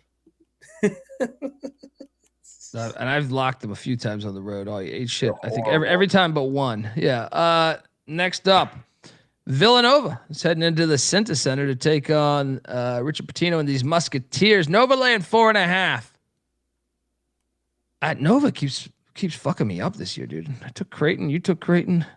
Dude, Willard's got this thing flipping. He quick. really does, dude. I'm actually gonna lay it. No bet. Lay it though. What are you doing here? Villanova's got a big one on Friday, don't they? Or Saturday? Is that UConn? Who is it? I think this is a tricky one.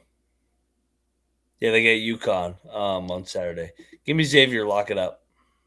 Just line McIntyre. Lock it up the Musketeers. Yeah, Xavier's gotten better too throughout the year. They have. That I do agree with. I caught them in Charleston in November. Yeah. That's actually, I think, when they started to turn it around. I think they started to turn it around then. Next up. Richard gets it done. Yeah, this is a banger here as Michigan heads into. So Michigan's laying 2.5 at the Mackey Arena there. What's up? I said this is a lock. What? Michigan minus 2.5? No. Did you see the video? No. What happened? You didn't see the video of Lendenberg? No. Like, was he partying? Oh, saying we're gonna fuck Purdue up. Fucking, he's hammered. Fucking shitting on Purdue. They're going to Mackey.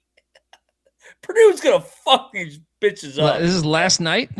This is over the weekend. I don't know when the fuck it was. All right. I mean, I was already kind of liking Purdue in this spot, but I thought you were locking up Michigan just because of how well they've played. And the line being a little short. Okay, let's go. Double lock, boiler up. Yeah. They're 11-2 at home. Guess Michigan's 8-0 on the road. It comes crashing down. It comes crashing down tomorrow. It's a great game. Yeah, we'll take the best point guard in America, Braden Smith and Matt Painter and at Mackey. Get this Michigan shit out of here. This seems a little bit overrated. I don't know. They've had some great ass whoopings too, though. Not when they hit the road, though. True. Neutral site wise, though. That's the double lock on Purdue. Then we have Kent State heading into Bowling Green there. Bowling Green coming off the Battle of I-75 win. That was a lock of mine. Bowling Green laying 3.5. I think we should take Kent State, buddy. I think we should take Kent State, too. I just think you win the Battle of I-75. That place was lit for that. It's just a natural letdown, right? Natural letdown just coming. I know Kent State's still somewhat of a rival, but yeah, I'll take my chances here. Give me the 3.5 Kent State. Lock it up.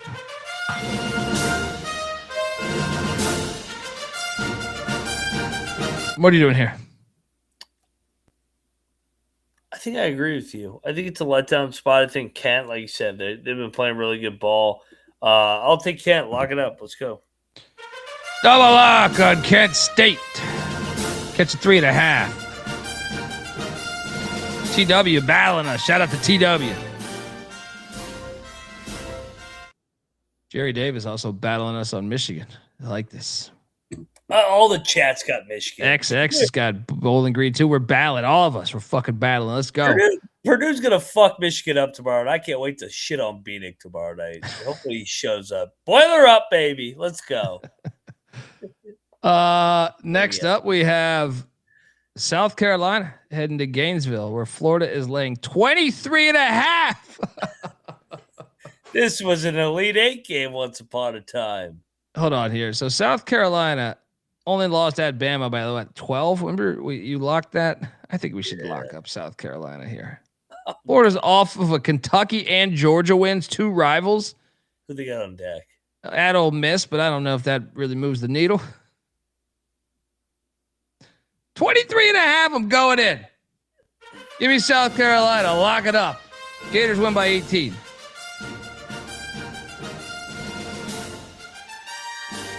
Mac, what are you doing here? Florida's in fuck you mode right now, though. All right, I'll join you. God, I don't like this one though. This is at the bottom of my list. I hate South Carolina. I think they suck. Double lock on these Gamecocks. You just cashed on them at Alabama. Why is there so much hate? I just don't like their team. And Florida's just, they're finally starting to make some jump shots from the perimeter. But yeah, it's too many points. Next up, we have Ball State heading to Athens, taking on Ohio. Ohio laying 9.5.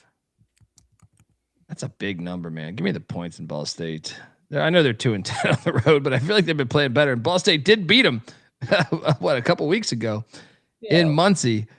Give me the 9.5 in these Cardinals. What are you doing here? Should we lock this? I'm gonna bet Ball State. I think we should, man. Ohio sucks. 9.5 is too big of a number, man. Way too many. I'm not going to touch the money line, but give me Ball State plus 9.5.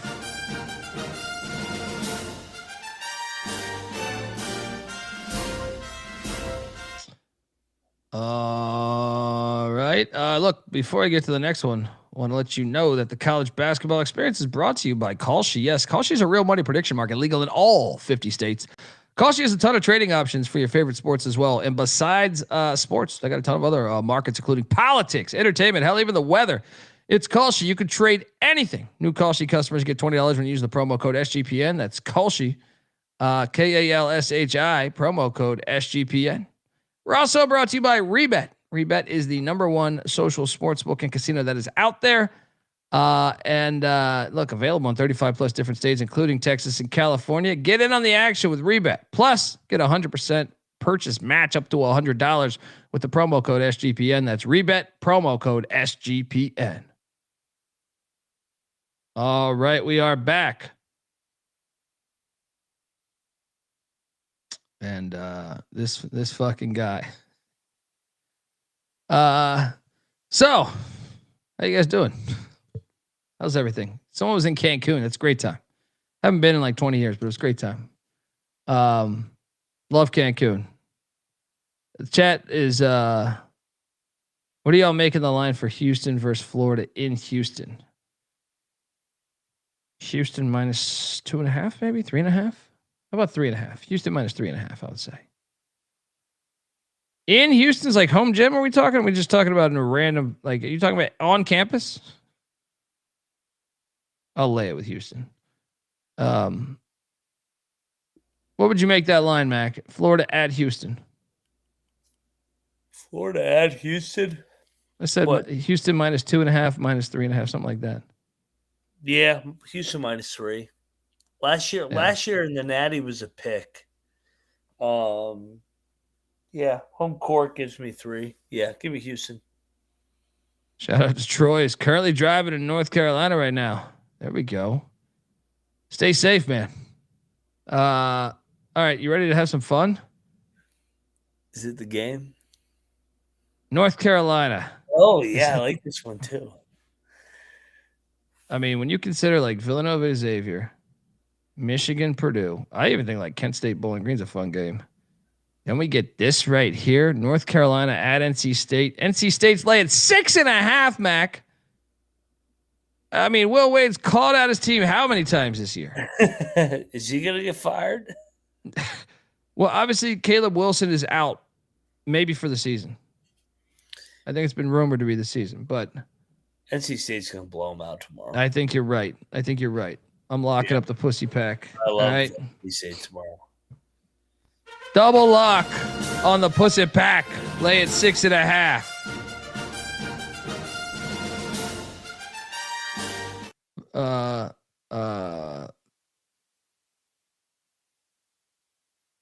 If Will Wade loses this game, is he out? I'm saying, like, is NC State out of the tournament? Oh, I thought you said, is he fired? I'm like, what do you mean he's No. I'm saying, like, he was just saying how they've played their way onto the bubble. You lose this game. I mean, I know you're in the ACC. You'll have some more opportunities, but he does get another crack at Duke. I don't think they're out. But that schedule is tough down the stretch. I mean, you're at Virginia next, which there's nothing saying you can win that game. Okay, home to Notre Dame, that should be a win. Home to Duke, who knows? They can Home get to they can get Duke and Raleigh. I think it'll be it's gonna be hard, but I think that could be one they could get. They paid enough to goddamn win these games. Yeah, double lock NC State. It's a fascinating game tomorrow. Can't wait to watch it, even though it is the filthy pussy pack. Next up, the Redskins of Miami, Ohio, are in Amherst, Massachusetts. I see this at 3.5 now. Money coming in on the Redskins. This was a 2-point game just on January 27th in Oxford. Travis Lexington Steele said he'll go in a Speedo if they go undefeated or some shit like that. He'll go out with something Lexington Steele like. 3.5, Mac. Let's lock up UMass. We've been calling it. You've been the forefront of this campaign, but I have been saying we are taking it. We are taking it all the entire time as well. So I'm not even going to ask you. Double lock UMass plus 3.5. Plus 145 on the money line. Shout out to the professional who will be in the building for this. Boots on the ground.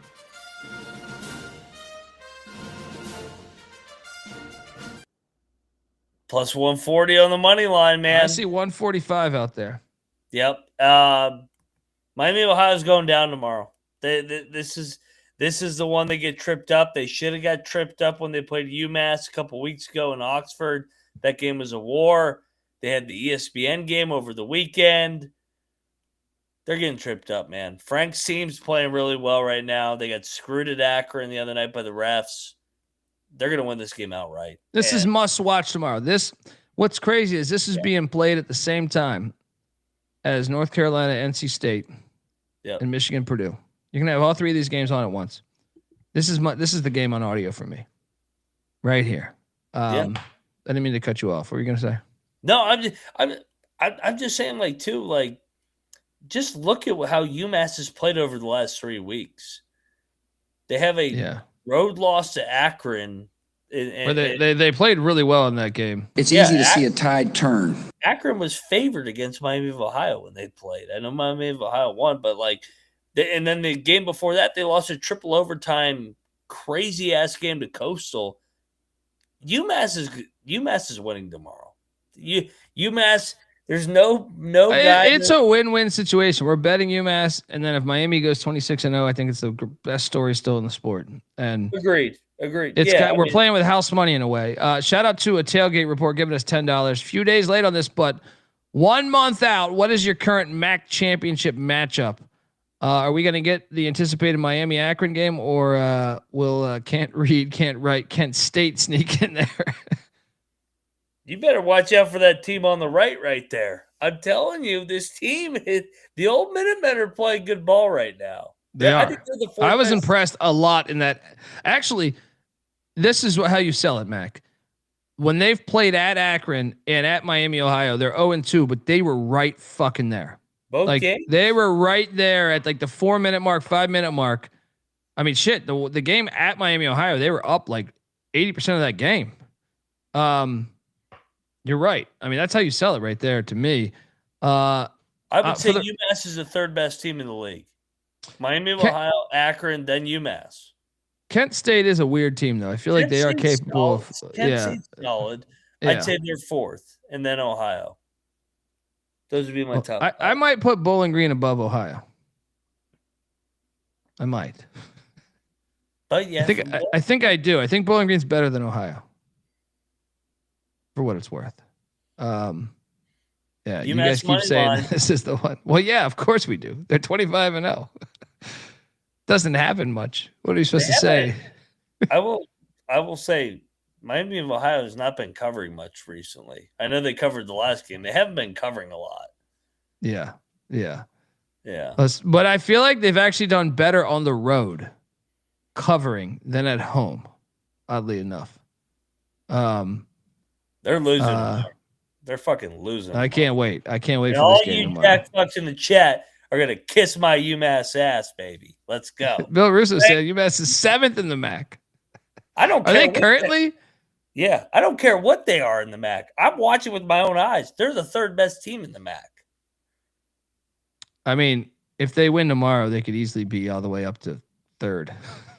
Yeah, they're like. So if Ohio loses to Ball State, which Mac thinks is on the table, Bowling Green could be losing to who are they playing again? We just bet them, right?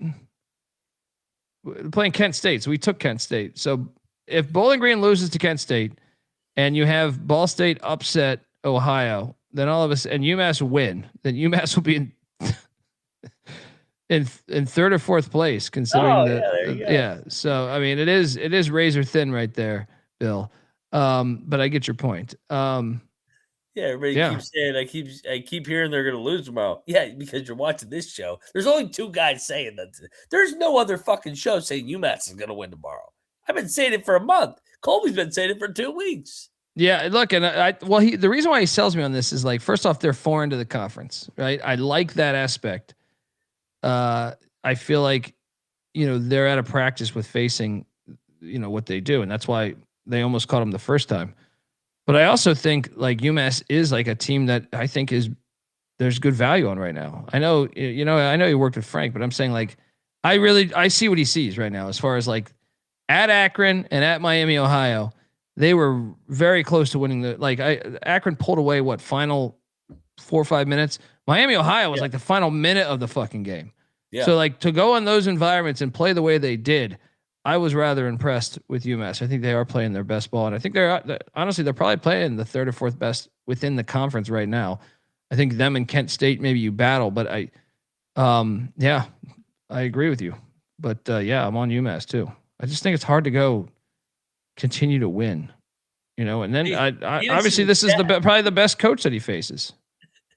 Like, can you count on Frank Martin to make adjustments better than a lot of other coaches within the MAC? I do think so. Now, obviously, the ones that first off, how many good teams get to play Miami, Ohio twice within the MAC? Akron, no. Do they get? No. That's what I'm saying. So like they've had the dream schedule. Yeah, Tomorrow they're losing tomorrow. They're losing. And there's only one guy that's been to a Final Four in the MAC too. He's on the right. Like I like Travis Steele. I think he's a good ball coach, but can't wait to watch it. Gonna get this thing done tomorrow. We're double locking UMass plus 3.5. Score prediction overtime tomorrow. Probably go to overtime. 104, 103, 90. I'm gonna say 86, 83. UMass gets it done overtime. What's your score prediction, Mac? What was the first meeting? They lost. Wait, time out. Everybody's calling us crazy. They lost by 2 in Oxford. They were up 90% of that game, dude. Everybody's acting like we're fucking drunk and high for saying that they're gonna win the game at home against them. They lost by 2 a couple. They were up 90% of that game. I think we're gonna get a flat performance from Miami, Ohio. I think UMass is gonna actually win the game comfortably. I'm not gonna say they're gonna blow them out. I think UMass is gonna win the game 85-75. Yeah. I think they make their free throws late. I'm not saying a blowout, but I think UMass. I just realized it was 86-84 last time. It won't be like that. So give me 79-76. Final. That's my final answer. All right. Can't wait for that game. This tomorrow's slate's incredible. Akron is at Western Michigan. Check out Waldo's for the liquor pitchers. You're going to need it. Akron's laying 13.5. I'll no bet. But give me Akron. Western's coming off the win against Eastern. What are you doing here?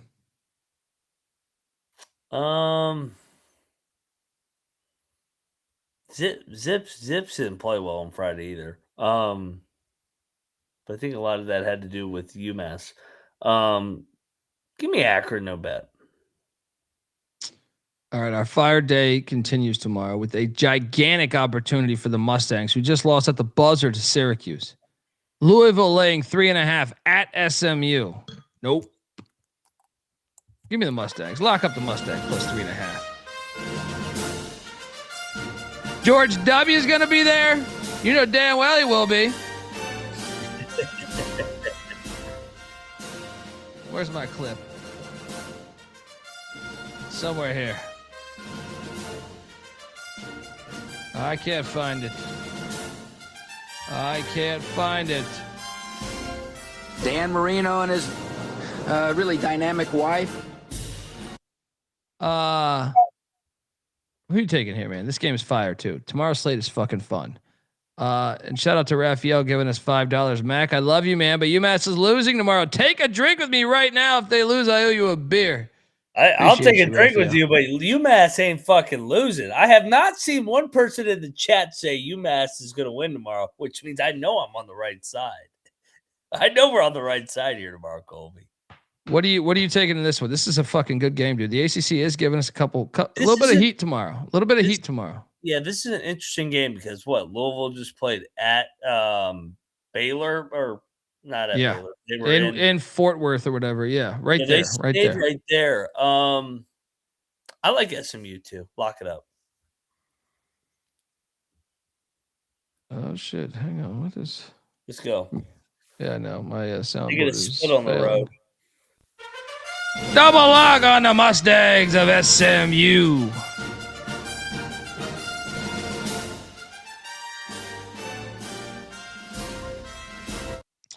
All right, and then we get this dude. This tomorrow is great. Don't make any fucking plans. You already did Valentine's Day. Don't make any plans with your fucking wife or gal or whoever, because this is a gigantic fucking game. TCU heads into Orlando. UCF laying 2.5. And I'm locking up UCF laying 2.5. They got to get one of these, man. They're falling out of the goddamn tournament. Come on, Dawkins. TCU just went to overtime in Stillwater. Now they got to go all the way out there to Orlando.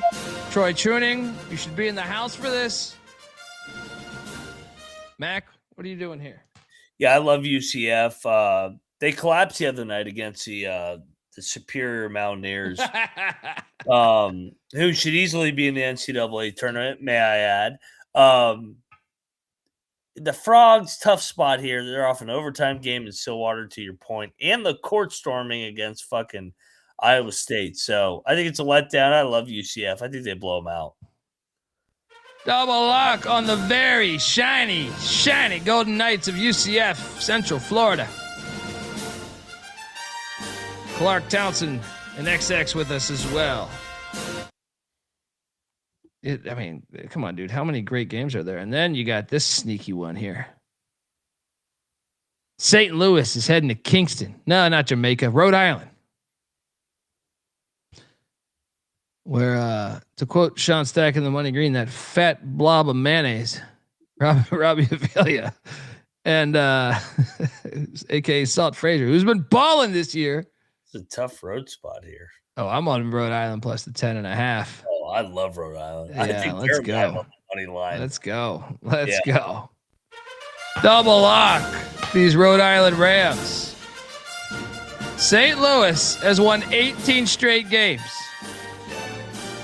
That includes a come from behind win at Davidson, where they won by 9, but were down a lot. They were down big.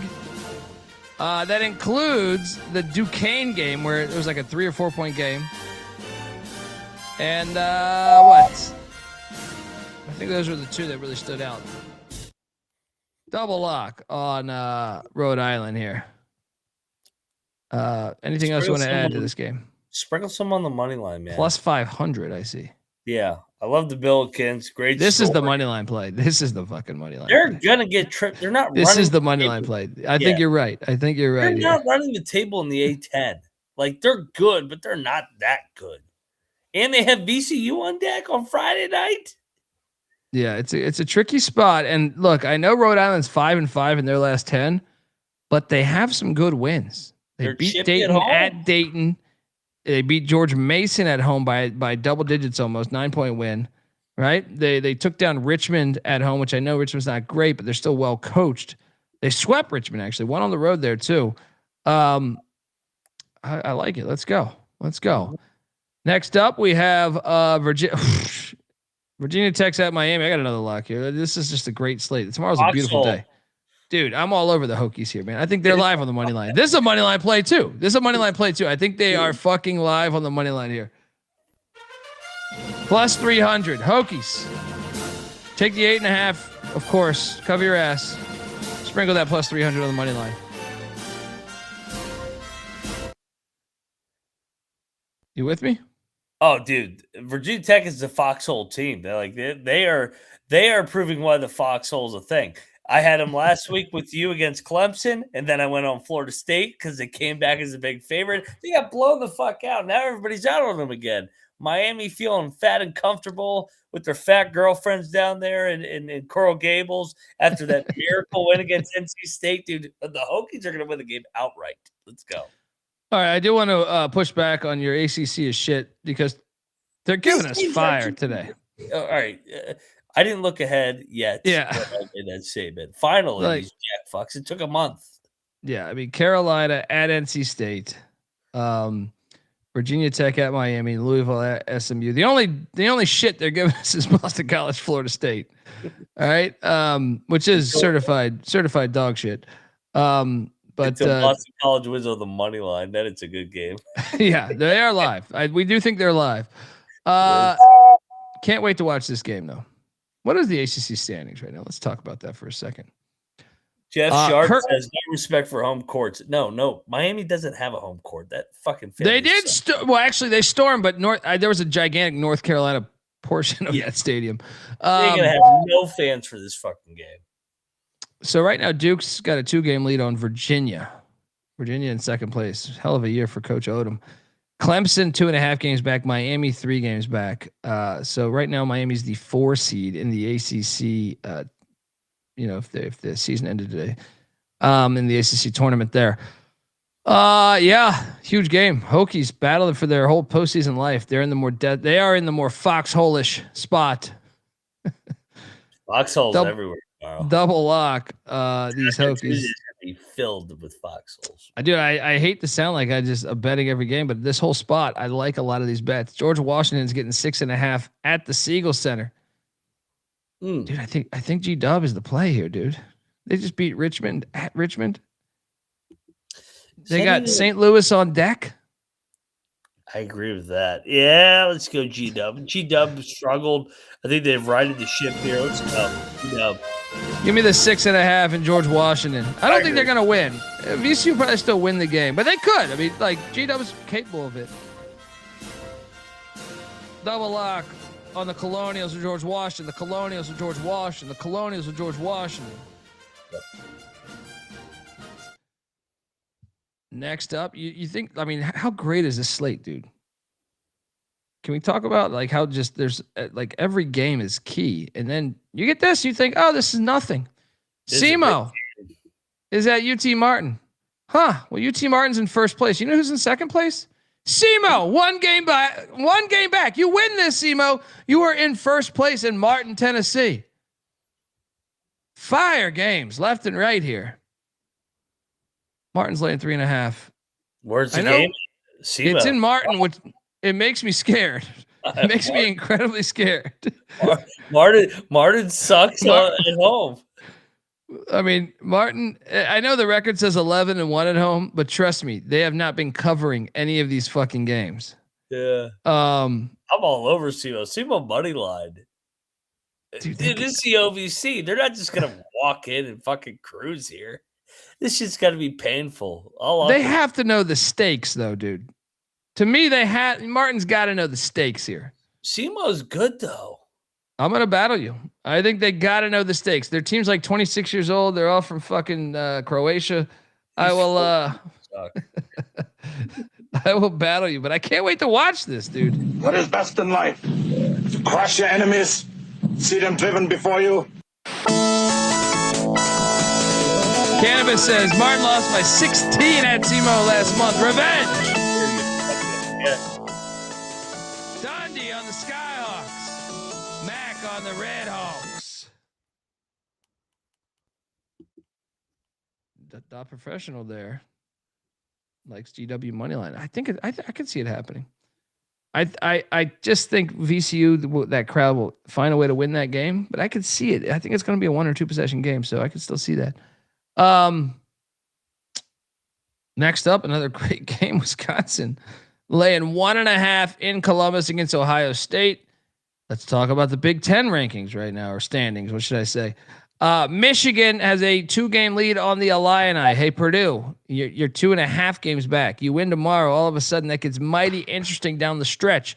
Nebraska is also 2.5 games back. Wisconsin is 3.5 games back. So currently in 5th place are these pesky Badgers. And I think Ohio State beats them tomorrow. I'm gonna bet Ohio State. I'm all over Ohio State. Short dog here with Diebler and company. Let's go. Double lock on Ohio State.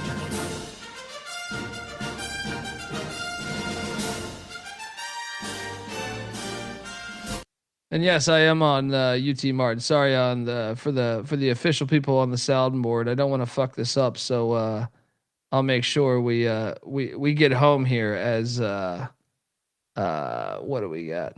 I want this pilot. It's a matter of national security. Yo, you think these games are all terrible? I mean, how great is this? And then we get this. UCLA catching 9.5 at Sparty. All right. I look, Sparty is due. It's still too many points to me. Give me the 9.5. They've been out there in Michigan. Yeah. Give me UCLA plus 9.5. Michigan State wins by 4. This is not even that crazy of a money line play to me. But I think Sparty will win the game. I think this is a gut check game. They get it done. What are you doing here? Yeah, I think this game comes down the wire. Izzo, Cronin, the two midgets, really good friends here. You say he's going to dinner with them. He went to dinner with them. I'm sure. Yeah. So yeah. Too many. UCLA keeps it within the number. Sparty wins. UCLA covered. Lock up the Bruins. Double locked. Yes, we do know that John Mobley is out for the Buckeyes.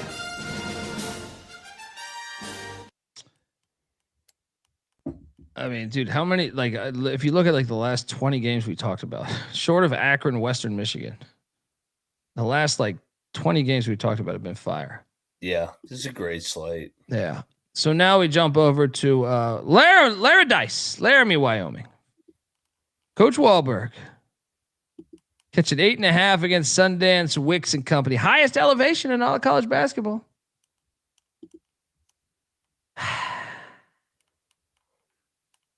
I think we should. I'm going to lay it. No bet, though. I can see Fresno backdoor in this shit, but I'm going to lay it. What are you doing here?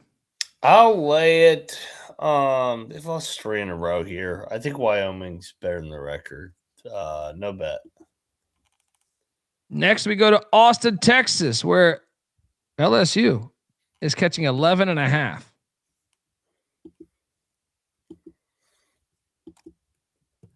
Give me the points. No bet. What are you doing here? It's LSU off of. I don't know. At Georgia. Tennessee, No. Yeah, at Tennessee. Okay. I'll lock up Texas. LSU had their get up spot. McIntyre locking up the horns, saying hook 'em. Yeah. Next up. Oof. I mean, how bad does Georgia need a win right now? I know.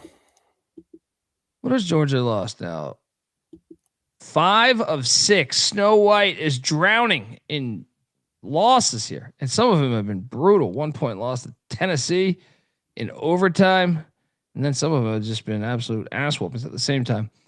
What's our injury situation for these dogs? I don't see anybody on Georgia's injury report. They're catching 7.5, McIntosh. Yeah, I like Kentucky. They're off the loss. I actually thought they played pretty well against Florida. I'll take the points. No bet, though. I don't feel Georgia's all over the fucking place.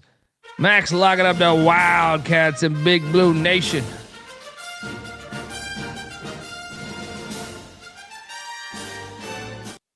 I mean, that's kind of a huge game tomorrow. Like, I know, like, if this was on tonight, this would be like the second best game.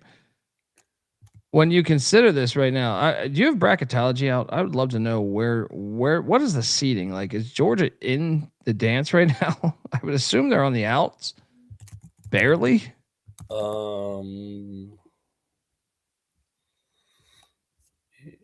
And then you have Kentucky that I would, I feel like is Georgia's in. 10 seed.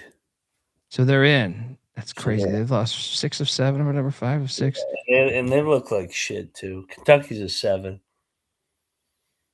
It's a huge game though, because you got to think if Georgia loses this, then they're on the bubble. Well, and the schedule ain't. They're home versus Texas. They're at Vanderbilt next 2 games. I mean, down the stretch, not a lot of wins. There's South Carolina, but yeah, I'll take Georgia. No bet. Excited to watch it though.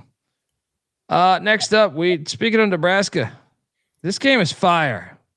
Decapitated blowjobs here. Patty C reference with the cornfields here. He loves cornfield football and basketball, and we have cornfield basketball right here. In baseball, I was arguing, saying that they should play this game at the Field of Dreams Stadium at least once in their 3-game series, but no one wants to listen to me. Iowa's laying 1.5. I'm going to lock up Iowa laying 1.5. Yep, bounce back off the Purdue game. I think they've lost 2 in a row. McCollum and company here. I think he rights a ship. Double lock on the Hawkeyes. Fire game, dude.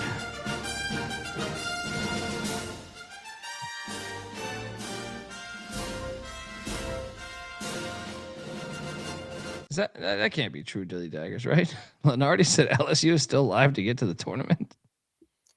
Wait, what? LSU is. No, he's gonna be fucking with this.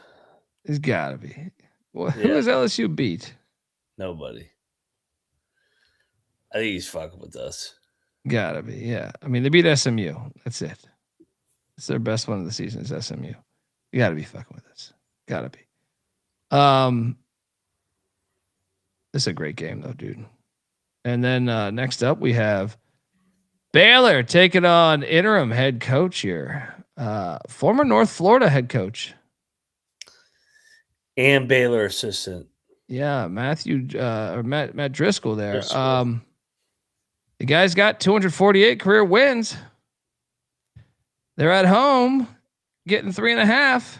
But at the same time, Scott Drew gets a chance to stick it to this bitch university that's treating his boy like shit. Although he lawyered up and got Tom Mars today, so he's probably going to win a bunch of money. Yeah. Give me K-State. Give me K-State. The fans are going to be out tomorrow. No bet. What are you doing here? I am going to lock up K-State. 1 game bump after Tang. I know everybody's going to hop in because it's Scott Drew against. Yeah, does Scott Drew call Jerome Tang right now and say, what's the scouting report? But I mean, at the same time, Driscoll's his guy too. Sure he is, but Driscoll was also a longtime Baylor assistant as well. So it's like, I don't know. I think K-State will beat Baylor tomorrow. Actually, I think it's a 1 game. I'm going to pick K-State. I'm staying away, but I see your angle. I'm locking K-State. Give me Driscoll. He knows. McIntyre, lock it up, K-State. W-I-L-D. That's W-I-L-D. Wildcats. All right. Next up, we have one of the worst games of the night as Air Force travels to the pit. They beat him the 1 year. That's true. I am reminded of that one. Random as fuck. It was like, what? 27.5. I have to take the points, dude. Give me the points. No bet. What are you doing here? Points, no bet. Next slide. No, next slide is another fantastic game of these 30 games when Grand Canyon goes to the Viejas Center in San Diego, California to take on these Aztecs. It was a hell of a game, the first meeting. San Diego State's laid 8.5. I'm going to lock up Grand Canyon. Give me Grand Canyon plus 8.5. San Diego State's just not the type of team to really blow you out, I think. Aztecs win by 4. Mac? I agree with you. Like, San Diego State, Grand Canyon, that was a war. The first meeting, Grand Canyon ended up winning at the very end. I think they keep this within the number. San Diego State wins by 6. Double lock. Clark's with us. Triple lock. We got to at least play the song once.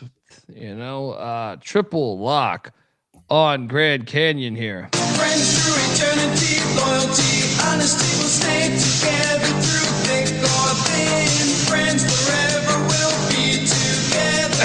We're outside 'cause we played. King Jackoff saying Air Force money line plus 5,000. They did it once. You never know.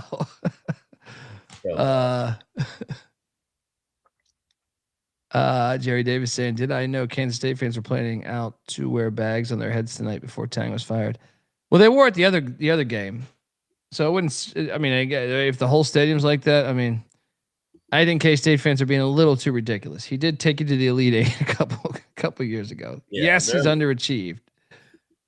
A little too ridiculous to me. Like, yeah, they're annoying right now, K-State. Like, yeah. Who the fuck are you guys? Yeah, you act like you've been some blue blood. You act like you're fucking Kansas. Most of the years before Jerome Tang, I mean, honestly, like, was Huggy there 1 year or 2? He was there 1 year. Yeah, and Frank Martin was there, but like a lot of these years have been trash. These teams have been trash. I remember the 90s. All right, K-State was a fucking doormat in the 90s. That's why they hired Hugs to fucking re-energize the goddamn fan base because it was awful when he got there in the 2000s. Yeah, I don't know what's going on there, but double lock. It's gone way too off the edge. Like they're talking crazy now. Like, I get it. The guy's struggling. You guys probably paid up for your rosters. I get it, but you don't act like this dude isn't one of your own. He was at football games cheering. Like, that's where I feel like this one is more evil. Is like he really embraced being a K-State fan. Okay, you're losing. Your coach, you're doing a bad job. Maybe you missed on talent. Whatever. Maybe you're struggling as a head coach. You're in a rut. Whatever. Fire him. Move along. But he's been you guys. I've watched I feel like we more than most watch. I feel like almost every game. I've probably seen every Kansas State football game for a long time. Right? And he's one of your most passionate football fans. He like embraced the whole university. He was at fucking the baseball events. Like, to treat him like this is wrong to me.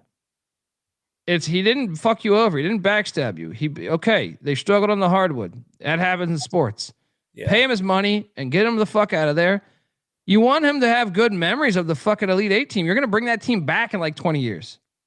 Why would he show up? I'd be like, fuck you. You know what I mean? Like, I just think there's a way to do this. Okay, this year was a bust. Last year was a bust.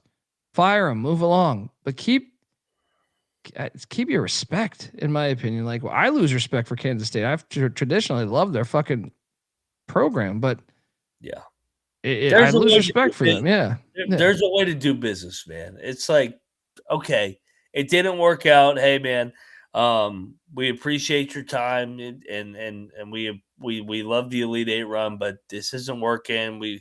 Both parties need to go in a new direction. We wish you the best of luck. And that's all they had to do.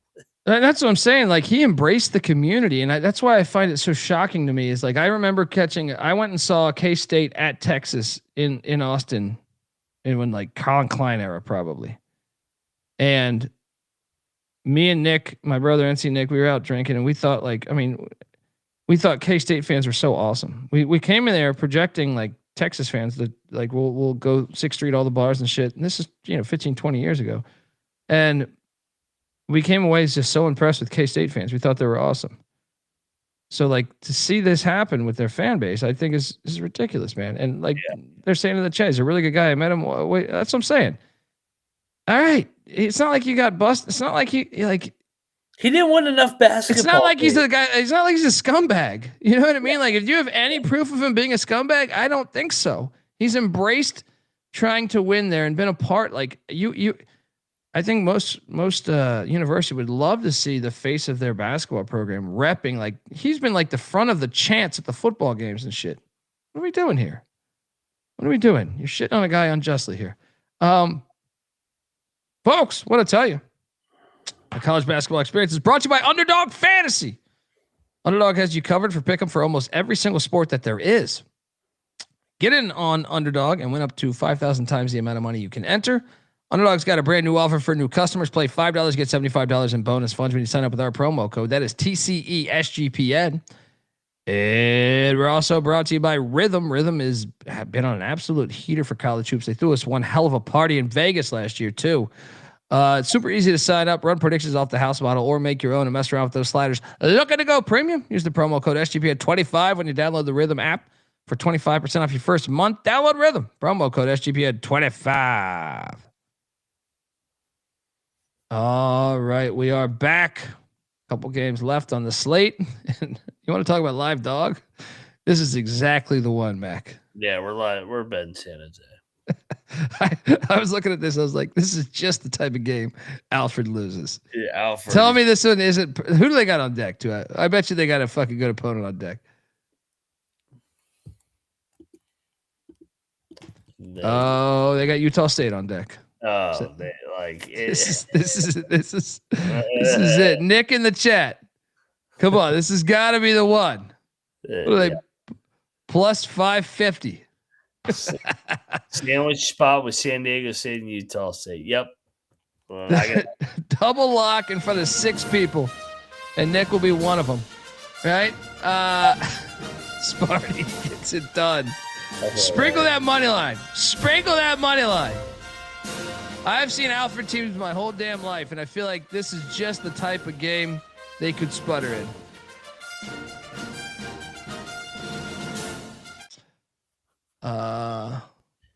All right. Hilarious game. That one made me laugh when I was putting the slide together. I was like, and this one made me vomit because this one just is terrible. Minnesota is catching 4.5 in Eugene against Oregon. We should lock Oregon. Oregon's gonna roll. Yeah. This is classic Altman, by the way. And by the time March comes around, they're going to be a dangerous draw on his way out into retirement here. We should bet him every game from here. Yes. Lock Oregon. Yeah. Playing 4.5.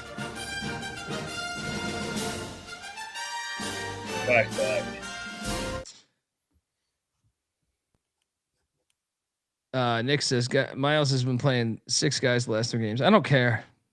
I just know Steve Alford, like his teams. It doesn't matter when he was at New Mexico, when he was at Iowa, when he's at UCLA. He struggles with consistency. Like when the shittiest team in the conference, I feel like they're never prepared for. So I'll just take my chances. Final game on the slate, McIntyre. Do you want to say anything else about this game, by the way? No, I can't wait to talk this next game. Well, the next game is one of Bobby Hurley's final, I would assume, as Texas Tech is laying 8.5 in Tempe. And I think we should lock up Arizona State. This game's on ESPN too. Had a week off too. I know Texas Tech beat them by 30 last time they played, but this is a ridiculous spot. We gotta go in on this, right? We gotta go in on this. Yeah, we gotta go in. They just beat Arizona in overtime. #1 in the country. Double lock on these Sun Devils. Daniel Katie, you better be at this fucking game, buddy. Get some Venezia's pizza. Pairs perfectly with this documentary going to be called The Last Days of Bobby Hurley. All right. Fucking unbelievable. Clark's with us as well. Triple lock. They're even saying Arizona State San Jose parlay. I like that. A little late night parlay. Yeah. Let's go. All right. Top plays of the night. I love this slate tomorrow. I'm going to have a blast. Hey! I had to roll out of bed for this, but here we go. You say that with a negative? Is that a negative? That should be as a positive the thing. Chat right? the chat was giving me shit, so I had to jump in. But TC trims in the podcast will go up tonight. That's for sure. Shout out to the Juice, Venezia's Pizza. While I cash Texas Tech, he says, okay, well, just get the Venezia's Pizza. Shout out to our people. We're going to see him in Vegas, I would assume. So make sure if you're in the Arizona area, check out Venezia's Pizza, the best pizza there is in the great state of Arizona. Top plays of the night for me. Man, the slate is fucking fire. The slate is fire. Give me UT Martin minus 3.5 in a rivalry game against McIntyre. Oh God, you're going down there. Give me Virginia Tech plus 8.5 against. Oh shit! Should I use that as my dog? Hang on. I don't want to. So I don't like when I double down on two teams here. Give me UCF actually as my second one. So we got UT Martin, UCF laying 2.5 against TCU. The third lock will be Pussy Pack laying 6.5 against Carolina. The money line. There's so many money lines we've mentioned, dude. Which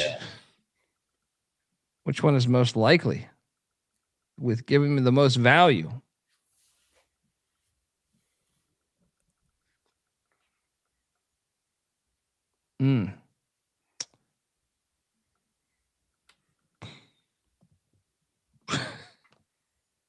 Why do I think it's going to be Boston College?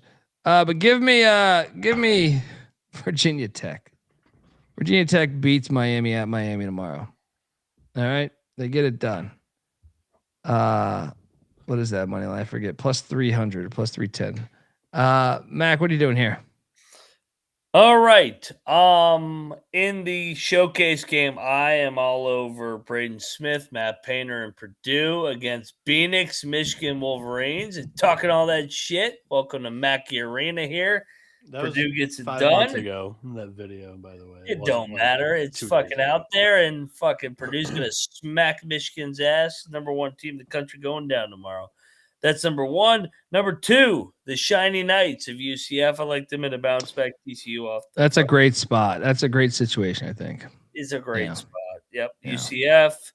I love Oregon again. I'm gonna run it That back. is a good one, dude. That if I had a fourth, I think it would be Oregon. Yeah. Oregon's like randomly just gonna fucking win all these games. And then the dog, I mean, I've been calling it for like a month. Bobby Knight, they can pop the champagne bottles, the Indiana Hoosiers, because there ain't going to be no more undefeated teams in college basketball tomorrow night. Because the Minutemen are beating the Redskins of Miami of Ohio. Frank Martin peaking at the right time. Go UMass. Bieniek, where are you going, brother? Yeah, like I said, landed from the airport, came home, immediately went to bed, slept through the alarms for the show, rolled out of bed, ran the cocktail napkin real quick. I'll just give out all 6. There weren't more tonight because the guys weren't able to talk me through any of them. Because I wasn't on the show. Fucking That's what I'm dickhead. saying. Yeah, he No, comes I'm in saying just you throwing guys fucking shit over here. No, I'm saying you guys helped me because if the cocktail napkin has it like right on, or maybe by a point, that's not necessarily guy, one Mac? that I'm going in on Who the my fuck own. is this guy? But I say you guys helped Tried me to and save talked his me into ass more. now. Tried to save his ass. I saw Michigan lose to Oregon State in baseball today. All right. I bet Michigan run line and won. Oh, okay. Yeah. They still lost though. They still lost, and that's going to be a common theme in Ann Arbor tomorrow. You're going to bet Michigan again tomorrow, and fucking Purdue and Matt Painter. And they'll take care of business. Yeah. Get ready. Oh man, yeah. You know what? You're not facing you and your Tobin Anderson. Fucking Purdue's gonna fuck up Michigan tomorrow. Dusty May beat Tobin Anderson. Matt Painter didn't. Hey, you're the Painter guy, buddy. You are the fucking Painter guy. Matt Painter's been to a national championship recently. Dusty May couldn't get there. He's been to a Final Four. Didn't get to the Natty. All right. Big Ten still runs through West Lafayette. Okay. We'll see. We will see. Big Ten tournament. The last banner that went up was for Michigan, who beat. That's Purdue. a Fugazi dirty. All right. So 6 plays today that the cocktail napkin loved. These are the 2 that I wouldn't throw into the best bets, typical portion. But UT Martin minus 3.5 against SEMO. The cocktail napkins got them as a 6-point favorite. And then how about this, Colby? Fresno State plus 9.5 against Wyoming. Cocktail napkins got them as a 3-point dog. So those 2 are on the card. I didn't bet that, so God be with you. God be with you, right? Those 2 are on the card, and now let's get into the 3 best bets of the day. I'm going to disagree with Colby. Lock battle in the best bets portion. North Carolina plus 6.5. I think they get it done without the star. Cocked on that got him +2. Mac locked that up as well. So you're disagreeing with both of us. All right. So yeah, I'll take the Tar Heels here. I think there's a little bit of value there. I also think that the rivalry game aspect, the guys will get up and play well. They may not win, but I think they cover that. Number 2, this line smelled so bad. And listening to the show, I believe you guys bet this, but I was not awake when you talked about the game. Bowling Green -2 against Kent State. What? Like Kent State should probably be favored here, right? Yeah, we locked up Kent State, but Nick is alerting us. I did not know this, that Fresno's without their starting guards. So yeah, that might want to go back on that. Yeah, so I'll cross that one out. Highbredder's their star. So that's notable. And yeah, I did not check any injury report before this. So I didn't see it when I went through it. I mean, maybe the app was fucking up. But, I am betting the Tar Heels, even knowing the injury there. So that did not affect me whatsoever. Bowling Green though -2. Like the cocktail napkin has them -4. Me personally, watching a lot of MAC basketball, I feel like the Golden Flashes are the better team. So I'm really interested in that one. That one smells. So I'm betting the Falcons there. Then the third. Oh, you're battling us. You're taking Bowling Green. Yeah, I'm betting Bowling Green. I think it smells, and I'm going in on the Falcons. Okay. And then another team that I think the wrong team's favored here, Nebraska against Iowa. Cocktail napkin has them +1.5 or -2.5. We're getting +1.5 there. I like the Cornhuskers against the Hawkeyes. And then the dog, I'm going to come in and disagree again. Give me Minnesota. I think they wrecked this Oregon sappy story. The dog +165 on the money line. Golden Gophers were out though already. They lost to Washington by 12. I think they bounce back, win a game before they head back to the Land of Lakes. Wow. Give us a game that all the people want to hear. Hold on, give my 10. The professional. We talked to Air Force New Mexico. We need Bieniek's pick on Central Michigan at Eastern Michigan. That's all people care about. Eagles. All 3 games that people want to hear me talk about. Eagles over Central. Michigan by 10 over Purdue. Oh God. And Miami, Ohio wins comfortably against UMass. 26-0. Good God. We got to send you back to the baseball diamond. That is just a great fucking card right there. You're going to win by 10 at Mackey? Get the fuck out of here. Tomorrow's a great Iowa State day. won by 30. Yeah, Iowa State plays in the real league. You got lucky as shit on that lock battle win, you pricks. That's all I know. Fuck up Michigan too. You got lucky as shit on that cover. Folks, Phoenix on Twitter at NoahB77_. Give him a follow. Check out the college baseball experience. Great fucking plays today. No day games tomorrow. That's bothering me, Bieniek. I've been watching more than ever. All right, more than ever. There's no day baseball games tomorrow? No, 6 p.m. was the first game, I think, or 4 p.m. One of the 6 or 4. There's a boatload of them, though. But yeah, that's surprising. I know, man. But I need the day games to come flowing in to the basketball slate because the basketball slate's so fire tomorrow that I don't know that. No, there's day games. What? There's plenty. What time? They begin at 2 and 3. There's who the fuck's this Walter Nolan guy? Oh yeah. Okay. There's like 100. Yeah, but look, dude, the I see 6 games right before. No. Are you on all games tab at the top? Oh, I'm on top 25. That's how they get me. Yeah. That's how they get me on this Walter Nolan stuff. Okay. I stand corrected. George Mason, 2 p.m. Let's go. Yeah. All right. Fairfax, Virginia. Xavier Louisville is a big one.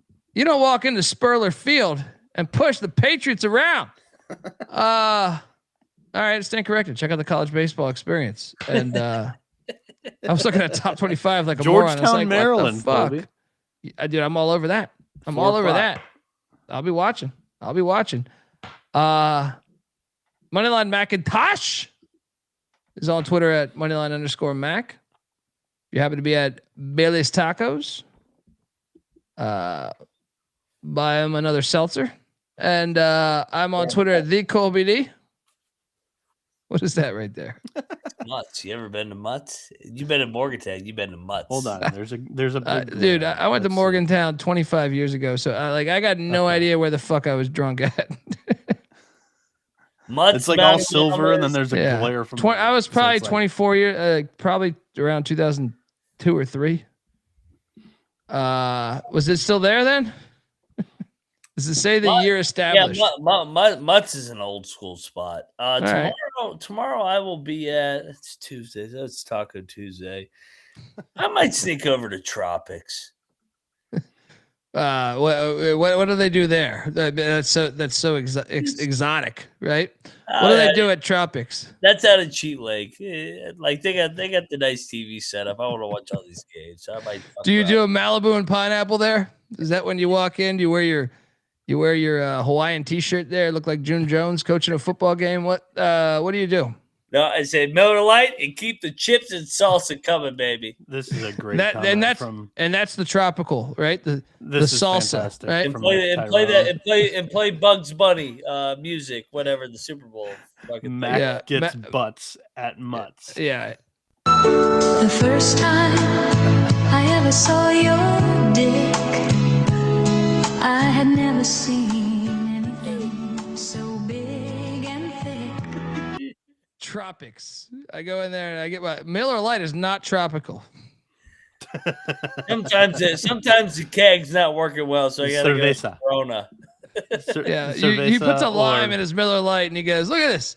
I feel like I'm in Tahiti." All right? One Modelo, please. Give him a follow on Twitter at Moneyline_Mac. I'm on Twitter at the Colby D. The College Basketball Experience is on Twitter at TCE. On SGPN, shout out to the great Troy Tuning.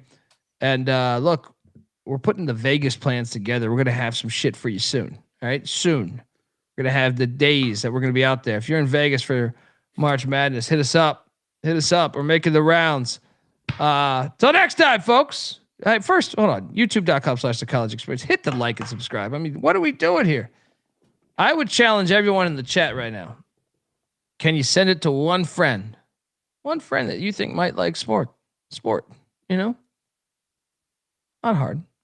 Say, hey, dude, this show's fucking hilarious. Send it to them. And then cook the books and hit that like and subscribe, even if they hate us. Even if they say this gap-toothed pile of shit. We got flagged last night. You guys just catch that? We got flagged last night. Anyway, I'll talk about it in a second here. I don't know what it is personally. Probably the Dick song. But anyway, we'll play that one again. Till next time, folks. This is the College Basketball Experience. You better start thinking about yours. And wait, out of here.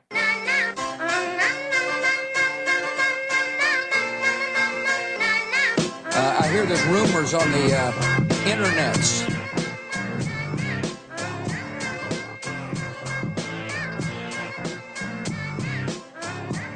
It's got me thinking about the good shit the minute that I seen your grill again. It made me good trip, good dog the mind back like dog will wind that. Man, I didn't get mad when you near me hit the can back, but the comings on was strong. Now my shit's coming along, you know the song. The truth is I'm pretty much on fire again. It's heating up for real, I'm alive again. Only the real ones. And that's the attraction factor. Not have Vancouver, Michigan with my rap disaster. Yeah, you know you want it how you want it. No need to trip cause I got it, doggone it. It's all yours and the extras too. All the super music and the sex for who? Just get it straight cause you caught me in a good mood. Let me demonstrate what this time of year could do. Sing it.